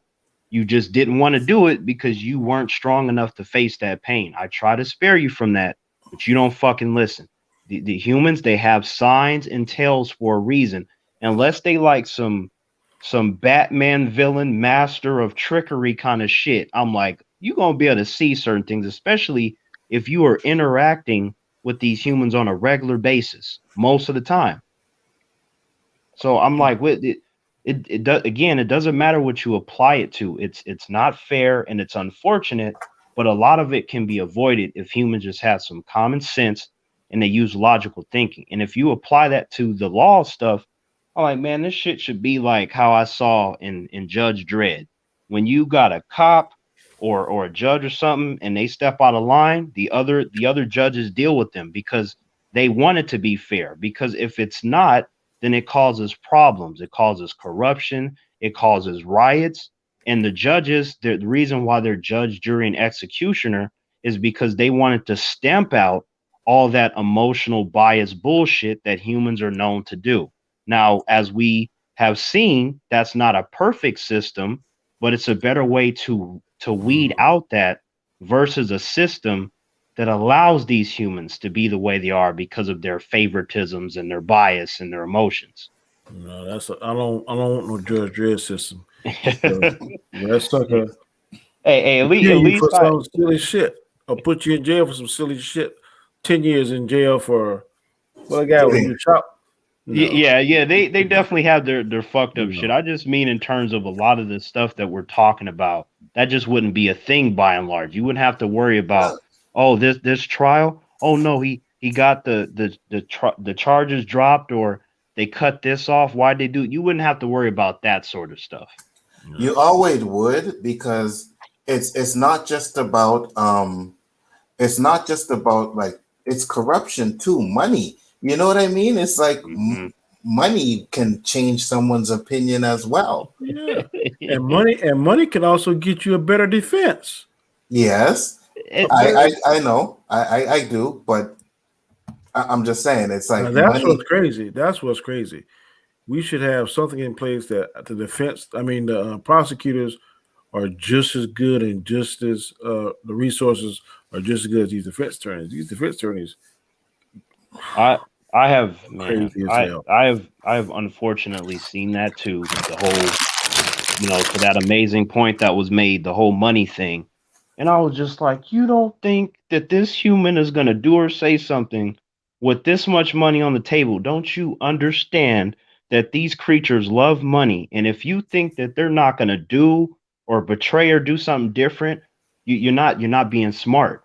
Oh, well, dude, you don't know that. I'm not saying it's a guarantee, but for you to not consider it is stupid as fuck. It's just like I said, it's just these signs and stuff. You can't get rid of all the fail shit that the humans do indefinitely. But sometimes in life, if you just have a better, consistent system, you can make it less, is the thing. It's too easy to get away with a lot of shit now. Hey, man, I got to bounce, but man, it's a good chat, man. Glad you came in, Danny. All right, respect, Danny. All right, man. All right, see you, Danny. Later. What about you guys? What about you, Roberto? Yeah, I think we should bounce. Yeah. Because Mads ain't saying nothing. Mads is trying to stay awake. What about okay? I know 10 hours is too long. What about 9 hours and 58 minutes? No. Yeah, we've been going for 2. I'm willing to drop it down to 7. I feel like that's very reasonable. Fandom, we did 8.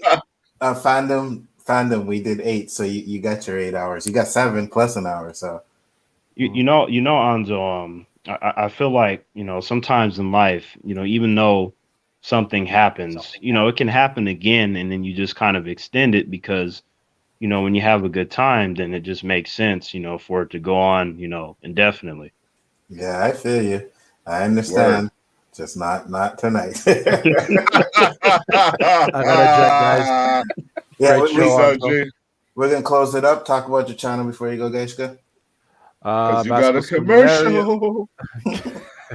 Basco Scenario reviews with my Un Momento segments, and Chaos Central, and right here on the O.O.C every Wednesday where it's fire. Damn right. And yes, now it's 23. Biggie all the way, baby. Mads Mama Bear, tell the people about your channel, please, and what you got coming up. Hey guys, Mads Mama Bear here. You can find me at Mads Mama Bear Doll here on YouTube and on Twitter. And every Sunday I do Rise and Shine, where I celebrate all of the good things in the community. And I want to hear what you want to celebrate. So drop it onto my pinned Twitter comment or onto my last week's Rise and Shine. And you know what? I will read it out, and let's bring some light back into the world. Yes, Amen. 100%. Terrence. Yeah. Hello, humans. Terrence here. Yeah. I don't know about light being on this planet. It's pretty dark. You gotta do something about humans. Anyway, I feel like that's where I come in. Once I take over the planet, there will be indefinite light because the changes is just really gonna make everything better in the world. And as a starting point, you can find me on this particular platform. You can find me on Anzo's channel, Big Afford Entertainment. He's my brother, and I'd be willing to take a bullet for him. And that's how I know, we're gonna have a 800-hour stream. We're just gonna keep going and grind through it, and everything's gonna be right in the world. And you could also find me on Danny's channel, Comic Chat, where for sure one day Danny's gonna do the 100-hour stream, and everything's gonna be right in the world as well. And then while I'm waiting, I will be on my channel, T-Virus Terrence, where there are so many things there under the sun. I feel like it's just whatever pops in my mind at the moment that I want to place on the channel. But it's all fun and games, and I feel like I enjoy doing it. It's a lot of fun, and you just never know what's gonna happen on this platform. That is correct. Roberto, tell the people where they can find you, sir. Well, if you're here, you could find me here. And if you ain't here, hopefully you're there on Saturdays when Danny has Square One going, because you'll find me there. And until I reach 101, those are the only two places you're going to find me. So please subscribe. Just show me some love. Let me even look and be surprised. Maybe I'll do it before 101. Because if my boy LDG was here, all you'd be hearing is crickets. I do have a quick question for Roberto. I feel like I enjoy our conversations, and I feel like you enjoy me conversating with you. Don't you feel like 10 hours is reasonable, Roberto? Like, I feel if I get the right herb in me, I could pull it off, yo. Jeez. I think I could pull it off. Because, yeah, I just got so much shit to talk about, Terrence, man. And that's great, Roberto, because see, like, you get the right stuff in you to 10 hours and it turned into 20 to 30, and it'll be like nothing, You know what? I suggest we do a little charity channel, We'll pick a charity, we'll do a 10-hour thing, we'll look for donations, and we'll donate it to a good cause and have fun doing it, man. I think that would work. I could do that. So you think like a 100-hour stream would? No, 100-hour. We better have some motherfucking sponsors. Or else it's gonna end in a divorce. You know what I mean? Because I gotta justify why the hell I ain't coming out for air. Wait, we have a sponsor as Guy Scar. Yeah, it'll be fine. Yeah, Guy Scar. You better roll out that bank, boy. The sponsor. Oh boy. Yeah. You think those comedians have high demand for their backstage? I need all kinds. You be shipping in a lot of shit from BC. Maybe we talk about that one day, Roberto. We set up a day charity stream and we do a fucking 10-hour to women abuse, to depression, to homeless kids. Let's do something with our talents, man. And if we're gonna make anything, let's make it and donate it and do it the right way.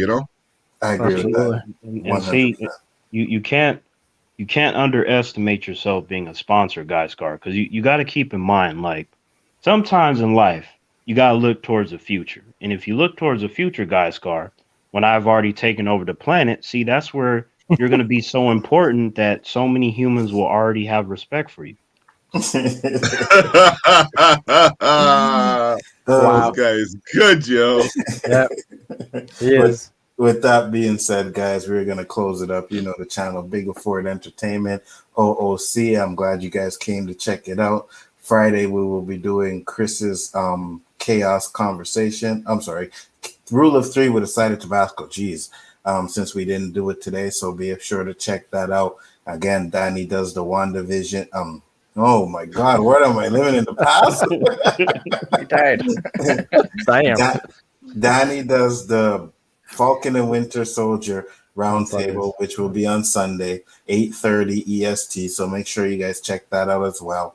You know what I mean? Subscribe to everybody that was on the panel. Subscribe to everybody that was supporting LDG, JJ, all these guys, man. Great community that we have, and I do respect everybody that came out to check out the show. And make sure to check us out next week when we have more fire. With that being said, guys, peace. Good night. The